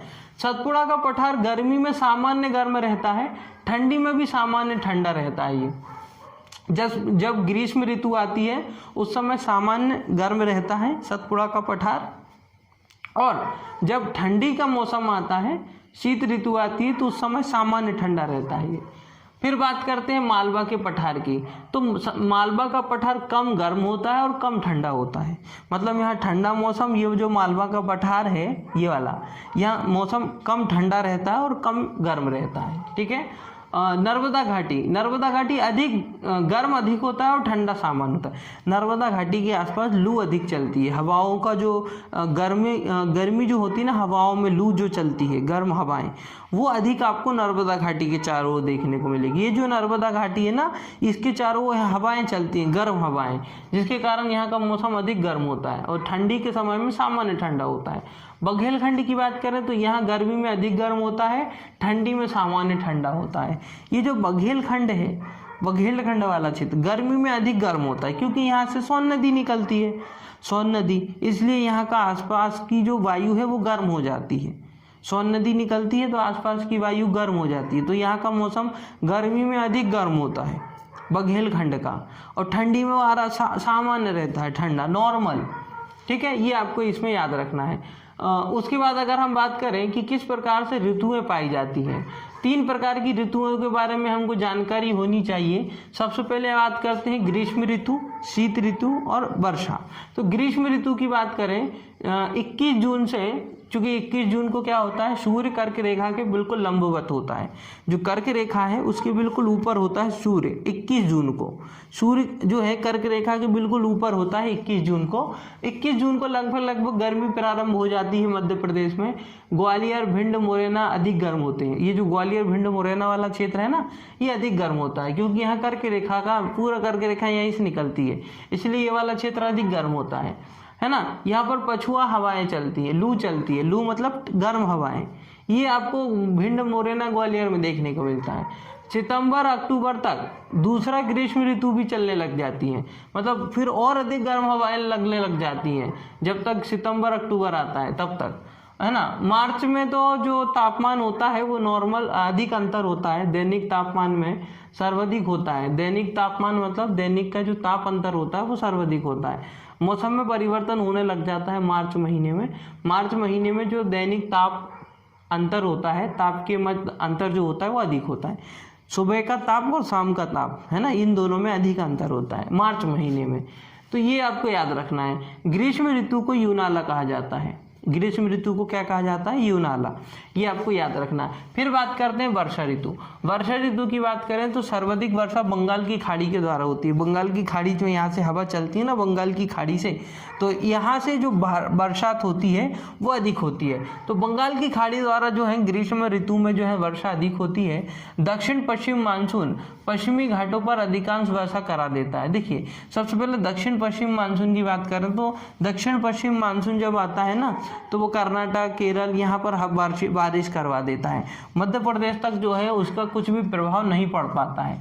फिर उसके बाद अगर आप देखेंगे, जिससे नर्मदा नदी या फिर ताप्ती नदी में उतना अधिक मात्रा में पानी प्राप्त नहीं होता है। यह क्योंकि यहाँ पानी नहीं आ पाता है, मानसून नहीं आएगा तो मौसम नहीं बदलेगा तो पानी बरसात नहीं होगी। फिर देखेंगे सबसे कम वर्षा वाला क्षेत्र, वैसे कि आप देखेंगे पूरे मध्य प्रदेश को 3 तरीके से बांटते हैं, सबसे अधिक, सबसे कम और मध्य, इस तरीके से बारिश होती है मध्य प्रदेश में। सबसे कम वर्षा वाला क्षेत्र जहाँ बहुत कम मात्रा में वर्षा होती है, पश्चिमी मध्य प्रदेश मतलब आप समझ लीजिए ये वाला, ये पूरा पश्चिमी मध्य प्रदेश है। यहाँ बहुत कम बारिश होती है, और बहुत कम मतलब आप समझिए इसको कि 75 सेंटीमीटर से कम बारिश होती है, 75 सेंटीमीटर से भी कम होती है, बहुत कम बारिश होती है यहाँ पर, है ना, लगभग 75 सेंटीमीटर से कम बारिश होती है यहाँ पर, है ना। उसके बाद औसत से कम बारिश वाले क्षेत्र, मतलब 3 तरीके के क्षेत्र हैं। सबसे कम बारिश होती है ये पूरा पश्चिम वाला क्षेत्र है, यहाँ तो 75 सेंटीमीटर से भी कम बारिश होती है। फिर बात करते हैं हम औसत से कम बारिश वाला क्षेत्र, औसत से थोड़ा सा कम, है ना, औसत से थोड़ी सी कम बारिश होती है मध्य जिले मतलब ये वाले जिले, है ना, इनको मध्य जिले कहते हैं, बीच वाले जिले, ये मध्य के जिले हैं। यहाँ पर आप देखेंगे 75 से 100 सेंटीमीटर तक बारिश होती है, मतलब यहाँ बारिश, पानी की मात्रा थोड़ी सी बढ़ जाती है, 75 से 100 सेंटीमीटर तक बारिश होती है। फिर उसके बाद आप देखेंगे औसत से अधिक वर्षा वाले क्षेत्र, औसत से अधिक वर्षा वाले क्षेत्रों में आप देखेंगे 100 से तो 125 सेंटीमीटर तक बारिश हो जाती है, 100 से 125 सेंटीमीटर तक बारिश हो जाती है ये वाले आपके मध्य वाले जिलों में। फिर बात करते हैं अधिक वर्षा वाले क्षेत्र, जहाँ बहुत अधिक मात्रा में वर्षा हो जाती है।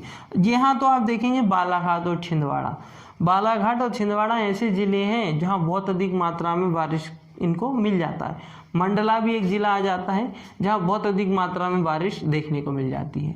तो वर्षा ऋतु को हम कहते हैं चौमासा। क्या कहते हैं? चौमासा कहते हैं। ठीक है, ये आपको याद रखना है। और 3 तरीके से, सबसे कम बारिश वाले क्षेत्र भी याद रखना है, यहाँ बहुत कम बारिश होती है, ये पश्चिमी घाट, यहाँ बहुत कम बारिश होती है। औसत से अधिक यहाँ हो जाती है, और सबसे अधिक तो यहाँ हो जाती है आपकी छिंदवाड़ा, बालाघाट और कटनी, यहाँ सबसे अधिक बारिश हो जाती है। वर्षा ऋतु को चौमासा कहा जाता है, याद रखना है। ठीक है, इसके बाद हम बात करें अगर तो शीत ऋतु की बात करें तो नवंबर में शीत ऋतु प्रारंभ हो जाती है, लगभग शीत ऋतु नवंबर में प्रारंभ हो जाती है। जनवरी में अधिक ठंडा मौसम हमको लगता है और धीरे धीरे मौसम में परिवर्तन होता है। जनवरी तक जो है मौसम में थोड़ा सा ठंडापन आ जाता है। और उसके बाद अगर आप देखेंगे जो जनवरी में जो सबसे ज़्यादा ठंडा मौसम लगता है हमको, उसको पाला कहा जाता है, पाला गिरने लगता है, फिर पाला कहते हैं हम उसको। ठीक है, जनवरी में बहुत अधिक ठंडा हमको लगने लगता है मौसम, जिसको हम पाला कहते हैं, ये आपको याद रखना है। शीत ऋतु को सियाला कहा जाता है, अलग अलग नाम है सभी के, याद रखना है। शीत ऋतु को सियाला कहा जाता है, जिस तरीके से हम ग्रीष्म ऋतु को यूनाला कह रहे हैं, वर्षा ऋतु को हम चौमासा कहते हैं, उसी तरीके से शीत ऋतु को सियाला कहा जाता है। अधिक ठंडा मौसम आपको जनवरी के आसपास देखने को मिलेंगे, जिसमें बोलते हैं पाला। ठीक है, और बात करें अगर हम शीत ऋतु की, तो इसको सियाले के नाम से भी जाना जाता है। अब बात करते हैं मध्य प्रदेश की मिट्टियाँ। मध्य प्रदेश में किस तरीके से पूरी मिट्टियों का वितरण आपको देखने को मिलेगा पूरे क्षेत्र में, और किस तरीके से मिट्टियों को हम वर्गीकृत कर सकते हैं, इसके बारे में भी हम डिस्कशन करेंगे। तो सबसे पहले हम बात करते हैं मध्य प्रदेश की मिट्टियाँ। देखिए, मध्य प्रदेश में सबसे पहले आती है काली मिट्टी, सबसे ज़्यादा प्रतिशत में पाई जाने वाली काली मिट्टी। काली मिट्टी की बात करें तो इसका स्थानीय नाम, सबके स्थानीय नाम, किस तरीके से हम इन काली मिट्टी को जानते हैं, क्या क्या इनमें प्रमुख विशेषताएं पाई जाती हैं, इन पर देखते हैं। काली मिट्टी का स्थानीय नाम होता है भर्री या फिर कनहर या फिर भर्री के नाम से हम काली मिट्टी को जानते हैं। काली मिट्टी संपूर्ण मध्य प्रदेश में पाई जाती है। दक्कन ट्रैप की चट्टानों से और ज्वालामुखी के विस्फोट से काली मिट्टी का निर्माण होता है। काली मिट्टी का काला रंग जो होता है लोहे के कारण होता है। ठीक है, काली मिट्टी का जो काला रंग होता है वो लोहे के कारण होता है ना। उसके बाद अगर आप देखेंगे इसके जो पानी धारण करने की क्षमता अधिक होती है। काली मिट्टी पानी को अधिक सोख लेती है अपने अंदर, जल धारण क्षमता अधिक पाई जाती है काली मिट्टी में। तो काली मिट्टी अगर आप देखेंगे, मुख्य फसल अगर आप देखेंगे काली मिट्टी की, तो कपास, गेहूं, गन्ना, चना, सोयाबीन, ये प्रमुख फसलें हैं आपकी। कपास, गेहूं, गन्ना, चना, सोयाबीन, ये प्रमुख फसलें। प्रमुख क्षेत्र देखिए, मालवा का पठार, निमाड़ का क्षेत्र, सतपुड़ा, छिंदवाड़ा, सिवनी, बालाघाट, यहाँ पर प्रमुख फसलें प्रमुख रूप से काली मिट्टी पाई जाती है। देखिए मालवा का क्षेत्र तो मैंने आपको बताया, ये जो मालवा वाला क्षेत्र है यहाँ पर सबसे ज़्यादा आपको काली मिट्टी देखने को मिलेगी। तो काली मिट्टी मालवा के क्षेत्र में निमाड़, देखिए ये वाला क्षेत्र, ये जो ताप्ती नदी है ना, ताप्ती नदी वाला जो क्षेत्र है ना, इसको निमाड़ कहा जाता है। इसको जो है हम पश्चिमी निमाड़ कहते हैं और इसको पूर्वी निमाड़ कहते हैं। तो आपको ये भी याद रखना है, निमाड़ में भी आपको काली मिट्टी देखने को मिलेगी। छिंदवाड़ा, सिवनी, बालाघाट, छिंदवाड़ा, सिवनी, बालाघाट, छिंदवाड़ा, सिवनी, बालाघाट, यहाँ पे भी काली मिट्टी देखने को मिलेगी। काली मिट्टी भी 3 तरीके की होती है, साधारण काली होती है, छिछली काली होती है और गहरी काली मिट्टी होती है। गहरी काली मिट्टी 3 तरीके की, साधारण काली होती है, फिर उसके बाद छिछली काली होती है और गहरी काली भी होती है। तो सबसे अधिक पाई जाती है साधारण काली। साधारण काली मिट्टी जो होती है 53% क्षेत्रफल में पाई जाती है। मध्य प्रदेश में अगर आप देखेंगे तो 53% क्षेत्रफल में तो काली मिट्टी ही पाई जाती है, 53। फिर काली मिट्टी के बाद अगर आप देखेंगे तो 53 में तो साधारण मिट्टी हो गई आपकी, है ना, साधारण काली मिट्टी 53% क्षेत्रफल में पाई जाती है। जैसे कि मालवा का क्षेत्र, निमाड़ का क्षेत्र, नर्मदा नदी का क्षेत्र, यहाँ काली मिट्टी, साधारण काली मिट्टी पाई जाती है। छिछली काली मिट्टी 7.7% क्षेत्रफल में पाई जाती है। छिछली काली मिट्टी जैसे कि सिवनी, छिंदवाड़ा, बैतूल, सीधी, यहाँ पाई जाती है छिछली काली मिट्टी, जिसको चिकनी मिट्टी भी कहा जाता है। छिछली मिट्टी को चिकनी मिट्टी भी कहा जाता है। फिर बात करते हैं गहरी काली मिट्टी, बहुत कम पाई जाती है, 0.5%। 0.5% क्षेत्रफल में गहरी काली मिट्टी पाई जाती है। और गहरी काली मिट्टी जैसे कि नर्मदा घाटी, सतपुड़ा के पठार, दक्षिणी मालवा, ये वाला भाग पूरा नर्मदा घाटी, ये नर्मदा घाटी, यहाँ आपको देखने को मिलेगी कौन सी मिट्टी, तो यहाँ आपको देखने को मिलेगी गहरी काली मिट्टी। तो मिट्टी जो है काली मिट्टी, उसके 3 प्रकार मैंने आपको बताए। अब हम बात करते हैं लाल पीली मिट्टी। लाल पीली मिट्टी की बात करें तो लाल पीली मिट्टी का स्थानीय नाम जो है डोरसा होता है, डोरसा। लाल पीली मिट्टी का स्थानीय नाम होता है डोरसा। लगभग 18% क्षेत्रफल में लाल पीली मिट्टी पाई जाती है। 18% क्षेत्रफल में लाल पीली मिट्टी पाई जाती है और इसका जो निर्माण होता है गोंडवाना लैंड की चट्टानों से ही इस प्रकार की मिट्टी का निर्माण हो जाता है। और अगर आप देखेंगे इस मिट्टी में सबसे ज़्यादा चूना पाया जाता है, चूने की अधिक प्रधानता पाई जाती है, चूने की मात्रा अधिक होती है लाल पीली मिट्टी में। ठीक है, फेरिस ऑक्साइड के कारण इसका रंग पीला होता है और लोहे के ऑक्सीकरण के कारण इसका रंग लाल हो जाता है ना। तो फेरिस ऑक्साइड के कारण इसका रंग पीला होता है और लोहे के ऑक्सीकरण के कारण इसका रंग लाल हो जाता है। मुख्य फसल की बात करें, जो लाल पीली मिट्टी में प्रमुख फसलें कौन कौन सी होती हैं, तो वो देखिए धान है, दाल है ना, कुडकी है, कोटो है, ये प्रमुख फसलें हैं जो आपकी लाल पीली मिट्टी में होती हैं। क्षेत्र की बात करें तो बुंदेलखंड, बघेलखंड और मंडला डिंडोरी। देखिए ये हो गया आपका बुंदेलखंड, ये वाला क्षेत्र बुंदेलखंड, और ये हो गया आपका बघेलखंड। ये बघेलखंड वाला क्षेत्र है और ये बुंदेलखंड वाला क्षेत्र है। यहाँ आपको सबसे ज़्यादा मिट्टी देखने को मिलती है लाल पीली मिट्टी। उसके साथ बहुत सारे ज़िले भी हैं जैसे कि मंडला, डिंडोरी, बालाघाट, जबलपुर, अनूपपुर, सीधी, सिंगरौली, मतलब यही पूरे क्षेत्र हैं आपका। ये आपको अनूपपुर, शहडोल, डिंडोरी, सीधी, सिंगरौली, ये सारे ज़िले आपको यहीं देखने को मिलते हैं और यहीं आपको लाल पीली मिट्टी देखने को मिलती है। ठीक है, तो ये थी आपकी लाल पीली मिट्टी। अब बात करते हैं जड़ोद मिट्टी। जड़ोद मिट्टी का जो स्थानीय नाम होता है, नॉर्मली इसको जिस नाम से जाना जाता है, साधारण नाम जो होता है कॉप मिट्टी, दोमट मिट्टी, कॉप मिट्टी या दोमट मिट्टी के नाम से भी जाना जाता है जड़ोद मिट्टी को। ठीक है, लगभग 7.57% क्षेत्रफल में पाई जाती है जड़ोद मिट्टी।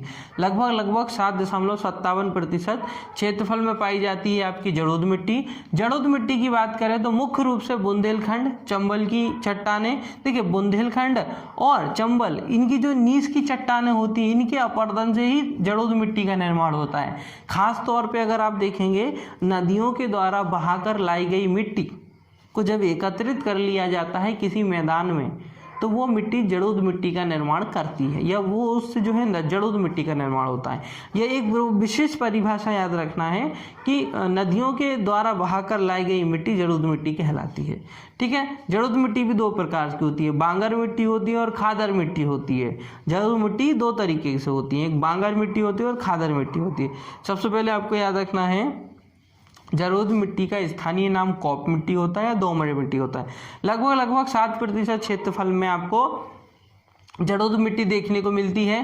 बुंदेलखंड, बघेलखंड या फिर चंबल, ये जो चंबल वाला क्षेत्र है, यहाँ क्या होता है कि नदी होती है, नदी के कारण मिट्टी को बहा लिया जाता है और ये जो मिट्टी बहकर आती है उससे जड़ोद मिट्टी का निर्माण हो जाता है ना। चट्टानों के अपरदन से भी जड़ोद मिट्टी का निर्माण होता है।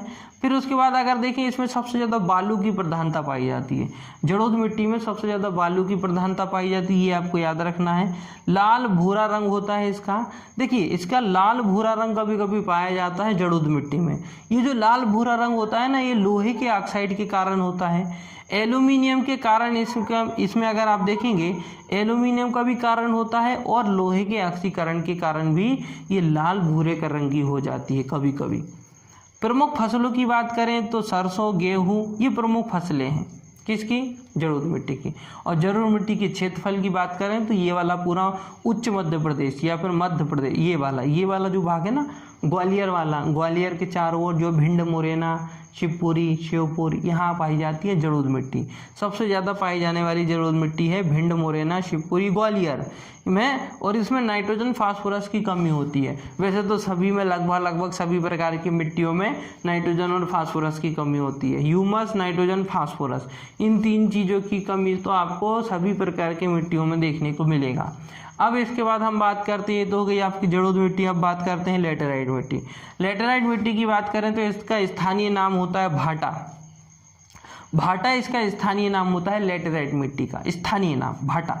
लगभग 4% क्षेत्रफल में पाई जाती है ये मिट्टी और लाल चट्टानों के टूटने से ही इस प्रकार की मिट्टी का निर्माण होता है, लेटेराइट मिट्टी का निर्माण हो जाता है। लाल चट्टानें जब टूटती हैं, तो उससे लेटेराइट मिट्टी का निर्माण हो जाता है। और अगर बात करें प्रमुख तत्व, एल्यूमिनियम, पोटास और आयरन इसमें पाया जाता है। एल्यूमिनियम भी पाया जाता है, पोटास भी पाया जाता है और आयरन भी पाया जाता है लेटेराइट मिट्टी में। ठीक है, प्रमुख फसलों की बात करें तो ज्वार, बाजरा, मोटे अनाज, आलू, तिलहन, है ना। ज्वार, बाजरा, मोटे अनाज, आलू, तिलहन आदि प्रमुख फसलें आपको लेटेराइट मिट्टी में देखने को मिलती हैं। अगर क्षेत्र की बात करें तो राज्य के दक्षिण पूर्वी राज्यों में ये पाई जाती है। दक्षिण पूर्वी मतलब ये दक्षिण और ये पूर्वी, तो दक्षिण पूर्वी राज्य जो आपको ये देखने को मिल रहे हैं, जैसे कि बालाघाट है, सिवनी है, छिंदवाड़ा है, यहाँ आपको सबसे ज़्यादा कौन सी मिट्टी देखने को मिलती है? तो लेटेराइट मिट्टी आपको यहाँ देखने को मिलती है। बहुत सारी लेटेराइट मिट्टी तो छत्तीसगढ़ में भी पाई जाती है। ठीक है, अब बात करते हैं बलुई मिट्टी। बलुई मिट्टी की बात करें तो लाल रेतीली मिट्टी कहा जाता है इसको, बलुई मिट्टी को जो है लाल रेतीली मिट्टी भी कहा जाता है। निर्माण की बात करें तो नीस तथा ग्रेनाइट की चट्टानों के में जब टूट होता है, या फिर नीस या ग्रेनाइट की चट्टानें जब टूट जाती हैं तो उससे बलुई मिट्टी का निर्माण होता है। ठीक है, वर्गीकरण के आधार पर अगर आप देखेंगे तो सबसे सर्वोत्तम मिट्टी इसको माना जाता है। ये बहुत बड़ी बात है कि वर्गीकरण के आधार पर अगर आप देखेंगे तो सर्वोत्तम मिट्टी जो है इसको माना जाता है ग्रेनाइट की चट्टानों से टूटने से ही बलुई मिट्टी का निर्माण होता है। और उसके बाद अगर आप देखेंगे ह्यूमस तथा नाइट्रोजन की कमी होती है। वैसे तो मैं आपको बता चुका हूँ कि नाइट्रोजन फास्फोरस की कमी तो लगभग सभी प्रकार की मिट्टियों में पाई जाती है। मोटे अनाज के लिए अधिक उपयोगी होती है बलुई मिट्टी, मोटे अनाज के लिए उपयोगी होती है। तो बलुई मिट्टी के बारे में आपको इतनी जानकारी याद रखना है। अब हम बात करते हैं कछारी मिट्टी की। कछारी मिट्टी में नाइट्रोजन फास्फोरस की कमी होती है। ठीक है, मुख्य क्षेत्र की बात करें चंबल घाटी, ग्वालियर। चंबल घाटी मतलब ये चंबल नदी है तो ये चंबल घाटी, ग्वालियर, यहाँ आपको सबसे ज़्यादा कौन सी कछारी मिट्टी देखने को मिलती है, तो ये आपको याद रखना है। कछारी मिट्टी की प्रमुख फसलों की बात करें गेहूँ, गन्ना, कपास, ये कछारी मिट्टी में देखने को मिलती है। फिर मिश्रित मिट्टी की बात करते हैं। देखिए, मिश्रित मिट्टी की अगर हम बात करें तो लाल काली मिट्टी के मिश्रण को ही जो है मिश्रित मिट्टी कहा जाता है। लाल और काली मिट्टी का जो हम मिश्रण करेंगे तो उससे जिस मिट्टी का निर्माण होगा उसको मिश्रित मिट्टी कहा जाता है। जहाँ पर लाल मिट्टी और काली मिट्टी साथ में पाई जाती है वो कौन सी मिट्टी कहलाती है, वो मिश्रित मिट्टी कहलाती है। तो ये आपको इतना पॉइंट याद रखना है। फिर बात करें फास्फोरस, नाइट्रोजन और कार्बनिक पदार्थों की इसमें कमी होती है। ये जो मिश्रित मिट्टी होती है इसमें नाइट्रोजन, फास्फोरस और कार्बनिक पदार्थों की इसमें कमी पाई जाती है। ठीक है। फिर ज्वार, मक्का ये प्रमुख फसलें हैं इसकी। ठीक है। ज्वार, मक्का जैसी इसकी जो है मोटे अनाज इसके लिए बहुत उपयोगी है। मिश्रित मिट्टी के लिए मोटे अनाज बहुत अधिक उपयोगी होते हैं। तो ये कुछ मिट्टियाँ थी जिनके बारे में, लेकिन मिट्टियों से रिलेटेड पीएच मान आपको याद रखना है, क्योंकि मिट्टियों के पीएच मान पूछे जाते हैं कि किस मिट्टी का पीएच मान कितना होता है। तो थोड़े से पीएच मान मैंने लिखे हुए हैं। जैसे कि सबसे पहले हम बात करते हैं मिट्टियों के पीएच मान में। अगर आप देखेंगे सबसे पहले आता है काली मिट्टी। काली मिट्टी का जो पीएच मान होता है वो 6.3 से लेकर 6.4 तक होता है। 6.3 से लेकर 6.4 तक होता है ना। उसके बाद लाल पीली मिट्टी, लाल पीली मिट्टी का पीएच मान जो है 5.8 से लेकर 8.5 तक होता है ना। जड़ोद मिट्टी का पीएच मान जो होता है, जड़ोद मिट्टी का, वो 7 से अधिक होता है और लेटेराइट मिट्टी का पीएच मान भी 7 से अधिक होता है। तो इन दोनों मिट्टियों के आपको पीएच मान याद रखना है। ठीक है। चाहे वो आपके लेटेराइट मिट्टी हो या फिर वो आपकी जो है जड़ोद मिट्टी हो, दोनों के ही पीएच मान 7 से अधिक होते हैं। लेकिन यहाँ पर काली मिट्टी का पीएच मान 6.3 से लेकर 6.4 तक होता है। ये खास तौर पे आपको याद रखना है। ठीक है। तो ये एक विशेष रूप से आपको याद रखना है। अब देखिए ये तो हो गई मिट्टियों की जानकारी। मैंने आपको कुछ इंपॉर्टेंट मिट्टियों के बारे में डिस्कशन किया है। वैसे मध्य प्रदेश में बहुत सारी मिट्टियाँ पाई जाती है, लेकिन मुख्य रूप से आपको काली मिट्टी, जड़ोद मिट्टी, लेटेराइट मिट्टी, बलुई मिट्टी, कछारी मिट्टी, मिश्रित मिट्टी, इन मिट्टियों के बारे में आपको जानकारी होनी चाहिए, है ना। काली मिट्टी के बारे में भी आपको थोड़ा सा पता होना चाहिए, जड़ोद मिट्टी की भी जानकारी होनी चाहिए। और चाहे वो काली साधारण काली मिट्टी हो, कछारी या फिर छिछली काली मिट्टी हो या गहरी काली मिट्टी हो, इनकी आपको क्षेत्र याद रखना है। फिर हम बात करते हैं मध्य प्रदेश में किस तरीके से वनों का वर्गीकरण पाया जाता है। वन संपदा, है ना। भारत में तो आप देखेंगे बहुत सारे वन पाए जाते हैं, उसी तरीके से मध्य प्रदेश में भी सबसे ज़्यादा, अगर किसी राज्य में वन पाए जाते हैं तो मध्य प्रदेश में पाए जाते हैं। सबसे ज़्यादा वनों के आधार पर प्रथम स्थान रखता है मध्य प्रदेश। इसलिए वनों की जानकारी भौगोलिक दृष्टि से होना बहुत ज़्यादा जरूरी है। तो सबसे पहले हम बात करते हैं मध्य प्रदेश की वन संपदा। देखिए मध्य प्रदेश में अगर आप देखेंगे तो 94,689 वर्ग किलोमीटर में पूरा वन क्षेत्र पाया जाता है। 94,689 वर्ग किलोमीटर में फैला हुआ है पूरा मध्य प्रदेश का वन का क्षेत्र। जितने भी वनीय क्षेत्र पाए जाते हैं, जितने भी पेड़ पौधे पाए जाते हैं, तो बहुत विशाल क्षेत्र है। मध्य प्रदेश में पहला स्थान, पूरे भारत में पहला स्थान रखता है। फिर बात करें मध्य प्रदेश में, अगर आप देखेंगे जो कि मध्य प्रदेश के कुल क्षेत्रफल का 30% है। भारत के कुल क्षेत्र है ना, मध्य प्रदेश के कुल क्षेत्रफल का 30% है। बहुत विशाल हो जाता है ये, मतलब मध्य प्रदेश के 30% क्षेत्रफल में केवल वन पाए जाते हैं, है ना। वनों के आधार पर मध्य प्रदेश विकसित माना जाता है। मध्य प्रदेश वनों की अगर आप देखेंगे 10.66% वन पाए जाते हैं पूरे। तुलना में अगर हम बात करें तो भारत जो है प्रथम स्थान रखता है। अगर हम वनों के आधार पर बात करें तो भारत में मध्य प्रदेश प्रथम स्थान रखता है, क्योंकि 10% वन केवल मध्य प्रदेश में पाए जाते हैं। भारत के कुल वनों में से केवल 10%, आप समझ सकते हैं कि कुल वनों में से 10% वन जो है मध्य प्रदेश में पाए जाते हैं। तो एक बहुत विशाल आंकड़ा हमारे पास आ जाता है। फिर बात करते हैं सबसे अधिक वन। देखिए सर्वाधिक वन आवरण वाले जिले की अगर हम बात करें, सबसे ज़्यादा वन आवरण जिलों के आधार पर मध्य प्रदेश में कौन से जिले, ऐसे कौन कौन से जिले हैं जिसमें सबसे अधिक वन पाए जाते हैं। तो देखिए बालाघाट है, छिंदवाड़ा है, बैतूल है, यहाँ सबसे ज़्यादा वन पाए जाते हैं। ये छिंदवाड़ा, बैतूल, बालाघाट, ये यहाँ पर सबसे ज़्यादा वन पाए जाते हैं। फिर बात करते हैं न्यूनतम मतलब बहुत से कम। उज्जैन, रतलाम, शाजापुर। उज्जैन, रतलाम, शाजापुर तीनों जिले एक साथ देखने को मिलेंगे। उज्जैन, रतलाम, शाजापुर। उज्जैन, रतलाम यहाँ, उज्जैन, रतलाम, शाजापुर, यहाँ न्यूनतम आवरण पाया जाता है। पौधों का या वनों का बहुत कम क्षेत्रफल पाया जाता है। और यहाँ देखेंगे बालाघाट, छिंदवाड़ा, बैतूल, यहाँ पर आपको सबसे अधिक वनों का आवरण पाया जाता है, सबसे अधिक वन पाए जाते हैं। ठीक है, वहीं अगर आप देखेंगे क्षेत्रफल के आधार पर सर्वाधिक वन अगर आप देखेंगे तो बालाघाट में पाए जाते हैं।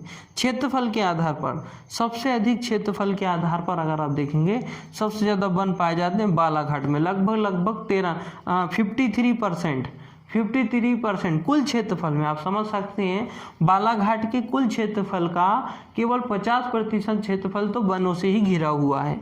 फिर देखेंगे न्यूनतम मतलब बहुत कम देखेंगे 0.69% वन पाए जाते हैं आपके उज्जैन में। बहुत कम हो जाते हैं ये तो, मतलब 1% भी नहीं है, आपके कुल क्षेत्रफल का 1% भी नहीं है। 0.69% उज्जैन में पाए जाते हैं, तो ये बहुत कम क्षेत्रफल हो जाता है, ये आपको याद रखना है। देखो वनों का हम 4 प्रकार से वर्गीकरण कर सकते हैं। वनों को मध्य प्रदेश में 4 प्रकार से वर्गीकृत किया जाता है। जिस प्रकार से अभी आपने देखी कि किस प्रकार से वन पाए जाते हैं, उस आधार पर वनों का 4 प्रकार से वर्गीकरण किया जा सकता है। सबसे पहले हम बात करते हैं उष्णकटिबंधीय आर्द्र पर्णपाती वन कहा जाता है ना। वनों का अगर आप मध्य प्रदेश में 4 तरीके से वर्गीकरण कर सकते हैं। सबसे पहले आता है आपका उष्णकटिबंधीय आर्द्र पर्णपाती वन, फिर आता है आपका उष्णकटिबंधीय पतझड़ी वन, पतझड़ में जो झड़ जाते हैं, मतलब ऐसे वन जिनके पत्ते पतझड़ में झड़ जाते हैं, वो कहलाते हैं उष्णकटिबंधीय पतझड़ी वन। फिर आपके आते हैं उष्णकटिबंधीय कटीले वन, कटीले मतलब जिसमें नोक पाई जाती है, नोक, कटीले वन कहलाते हैं, वो उष्णकटिबंधीय कटीले वन कहलाते हैं। और फिर एक आता है आपका उष्णकटिबंधीय आर्द्र पहाड़ी वन, पहाड़ों पर पाए जाने वाले वन पहाड़ी वन कहलाते हैं। तो इस तरीके से आपको 4 वन को वर्गीकृत कर सकते हैं मध्य प्रदेश में। वनों का अगर वर्गीकरण करना है तो हम इन 4 तरीके से वनों का वर्गीकरण कर सकते हैं। सबसे पहले आता है उष्णकटिबंधीय आर्द्र पतझड़ वन, पतझड़ों में झड़ जाते हैं। उष्णकटिबंधीय पतझड़ी वन है ना, ये भी आपके झड़ जाते हैं। और उष्णकटिबंधीय कटीले वन, ये जो है नोक वाले वन पाए जाते हैं, इनके जो पत्ते होते हैं वो नोक वाले होते हैं, जिनको कटीले वन कहा जाता है। और फिर आता है उष्णकटिबंधीय आर्द्र पहाड़ी वन, पहाड़ों पर पाए जाने वाले वन। तो सबसे पहले हम बात करते हैं उष्णकटिबंधीय आर्द्र पतझड़ वन। देखो बैतूल, शहडोल, बालाघाट, मंडला, सिवनी, डिंडोरी, अनूपपुर, छिंदवाड़ा आदि क्षेत्रों में पाए जाते हैं। मतलब ये वाला क्षेत्र है आपका दक्षिण वाला क्षेत्र, क्योंकि पूरे जिले आपको यहीं देखने को मिलेंगे। ये जो मैंने जिलों को आपको बताया है, आप मैप के अकॉर्डिंग देखेंगे तो यहीं आपको पूरे जिले देखने को मिलेंगे और यहीं ये पाए जाते हैं। मध्य प्रदेश में अगर आप देखेंगे यहाँ पर, मतलब ये जो वन है आपके उष्णकटिबंधीय आर्द्र पतझड़ वन जो हैं, ये 120 सेंटीमीटर वर्षा वाले क्षेत्र में उगते हैं। मतलब ये पौधे ऐसे क्षेत्रों पर या ये वृक्ष ऐसे क्षेत्रों में लगते हैं जहां 120 सेंटीमीटर से भी अधिक बारिश होनी चाहिए। फिर बात करते हैं हम मध्य प्रदेश के कुल क्षेत्रफल का 8% क्षेत्रफल में यही पाए जाते हैं। 8.97 क्षेत्रफल में आपको उष्णकटिबंधीय आर्द्र वन ही देखने को मिलते हैं। ठीक है, साल वृक्ष इन प्रकार के वनों में अधिक पाए जाते हैं, है ना। या इसका एक प्रमुख वृक्ष बात करें तो साल वृक्ष होता है, सबसे प्रमुख होता है जो। फिर बात करते हैं उष्णकटिबंधीय पतझड़ी वन।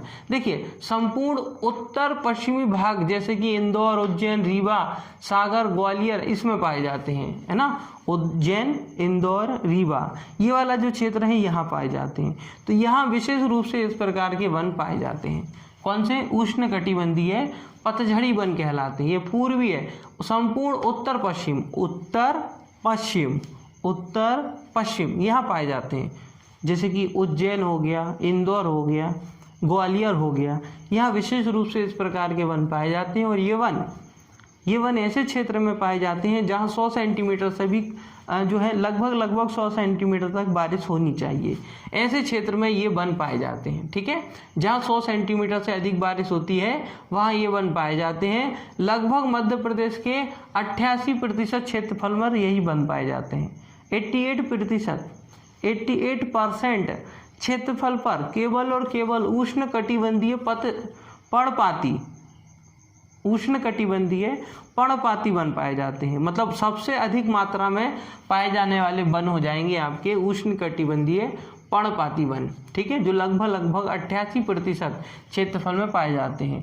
इनका प्रमुख वृक्ष की बात करें तो सागौन होता है। सागौन का जो वृक्ष होता है ना, सबसे प्रमुख वृक्ष होता है इनका। काली मिट्टी में पाए जाते हैं। सबसे पहले तो आप ये समझिए, इस प्रकार के वृक्ष काली मिट्टी में अधिक मात्रा में उगते हैं। फिर आता है आपका तीसरा, उष्णकटिबंधीय कटीले वन। कटीले, उष्णकटिबंधीय कटीले वन उत्तर तथा पश्चिमी क्षेत्रों में जब कम बारिश होती है तो वहाँ उष्णकटिबंधीय पतझड़ के स्थान पर कटीले वन पाए जाते हैं। मतलब जो उष्णकटिबंधीय पतझड़ी वन पाए जाते हैं ना, उनके स्थान पर फिर उष्णकटिबंधीय कटीले वन पाए जाते हैं जहाँ कम बारिश होती है। मतलब जहाँ कम बारिश होती है वहाँ आपको कटीले वन देखने को मिलते हैं। तो उष्णकटिबंधीय कटीले वन की बात करें तो ये आपको कहाँ देखने को मिलते हैं? ऐसे क्षेत्र में देखने को मिलते हैं ये वन जहाँ पर आपको कम बारिश होती है। और जहाँ कम बारिश होती है वहाँ पतझड़ी वन नहीं पाए जाते हैं, वहाँ कटीले वन पाए जाते हैं। चंबल घाटी का क्षेत्र, क्योंकि यहाँ बारिश बहुत कम होती है, में इसी प्रकार के वन पाए जाते हैं। जो चंबल घाटी वाला क्षेत्र है ना, चंबल वाली घाटी वाला ये जो क्षेत्र है, यहाँ बहुत कम बारिश होती है, यहाँ कटीले वन पाए जाते हैं। फिर बात करते हैं उष्णकटिबंधीय आर्द्र पहाड़ी वन। आर्द्र पहाड़ी, आप नाम से समझ सकते हैं, पहाड़ी वन है मतलब पहाड़ों पर पाए जाते हैं। सतपुड़ा के पठार में इस प्रकार के वन पाए जाते हैं। पंचमढ़ी के चारों ओर भी इस प्रकार के वन पाए जाते हैं। पंचमढ़ी के चारों ओर तो अधिक मात्रा में पाए जाते हैं। वहाँ का पूरा क्षेत्र सघन क्षेत्र है। सघन मतलब बहुत अधिक संख्या में वृक्ष पाए जाते हैं। सबसे ज़्यादा पहाड़ी वन पाए जाते हैं पंचमढ़ी के चारों ओर। तो पंचमढ़ी वाला जो क्षेत्र है सतपुड़ा, ये जो सतपुड़ा वाला मैंने आपको क्षेत्र बताया था ना, यहाँ सबसे ज़्यादा आपको ये जो है वन देखने को मिलते हैं, जिनका नाम है आपका उष्णकटिबंधीय आर्द्र पहाड़ी वन। आर्द्र पहाड़ी वन, उष्णकटिबंधीय आर्द्र पहाड़ी वन। उष्णकटिबंधीय इसलिए कहा जाता है, मध्य प्रदेश की जो उष्ण जलवायु है उसके कारण ही कहा जाता है इसको, है ना। उष्णकटिबंधीय आर्द्र पहाड़ी वन आपको देखने को मिलेंगे। और इस प्रकार जो है आज की वीडियो हमारी हम यही समाप्त करते हैं, क्योंकि ये वीडियो फिर ज़्यादा लॉन्ग चली जाएगी। और इसका जो है हाफ पोर्शन है जो है हम अगले पार्ट में डिस्कशन कर लेंगे। आज की वीडियो में जो है हमने इतना डिस्कशन कर लिया। मध्य प्रदेश का भौगोलिक स्थिति मैंने आपको बता दी, किस प्रकार की चट्टानें आपको देखने को मिलती हैं, किस प्रकार के पठार आपको देखने को मिलते हैं। मध्य प्रदेश में नदियों का वर्गीकरण किस प्रकार है वो मैंने आपको बता दिया, थोड़ी सी उसकी भी जानकारी हमने ले ली। फिर उसके बाद मैंने आपको मौसम के बारे में बता दिया, और उसके बाद हमने मिट्टियों के बारे में भी जानकारी प्राप्त कर ली, और थोड़ी सी मैंने आपको वनों से रिलेटेड भी जानकारी दे दी। थोड़ी सी और वनों से रिलेटेड जानकारी है जो नेक्स्ट पार्ट में हम कंप्लीट कर लेंगे। और नेक्स्ट पार्ट में जो भी रह जाएगा हमारा, चाहे वो अभ्यारण्य हो, चाहे वो राष्ट्रीय उद्यान हो, उसके बाद चाहे वो फसल के बारे में हो, चाहे अन्य महत्वपूर्ण बांध परियोजनाएं हैं, उनसे रिलेटेड जो है नेक्स्ट वीडियो में हमारा डिस्कशन हो जाएगा। तो आज की वीडियो हमारी यहीं समाप्त होती है। अगर आज की वीडियो आपको पसंद आई हो तो वीडियो को लाइक करें, हमारे चैनल को सब्सक्राइब करें। चैनल अगर आपने ऑलरेडी सब्सक्राइब किया हुआ है तो बेल आइकन जरूर प्रेस करें, ताकि आने वाली सारी वीडियो का नोटिफिकेशन आपको प्राप्त हो सके। ओके दोस्तों, thank you, thanks for watching.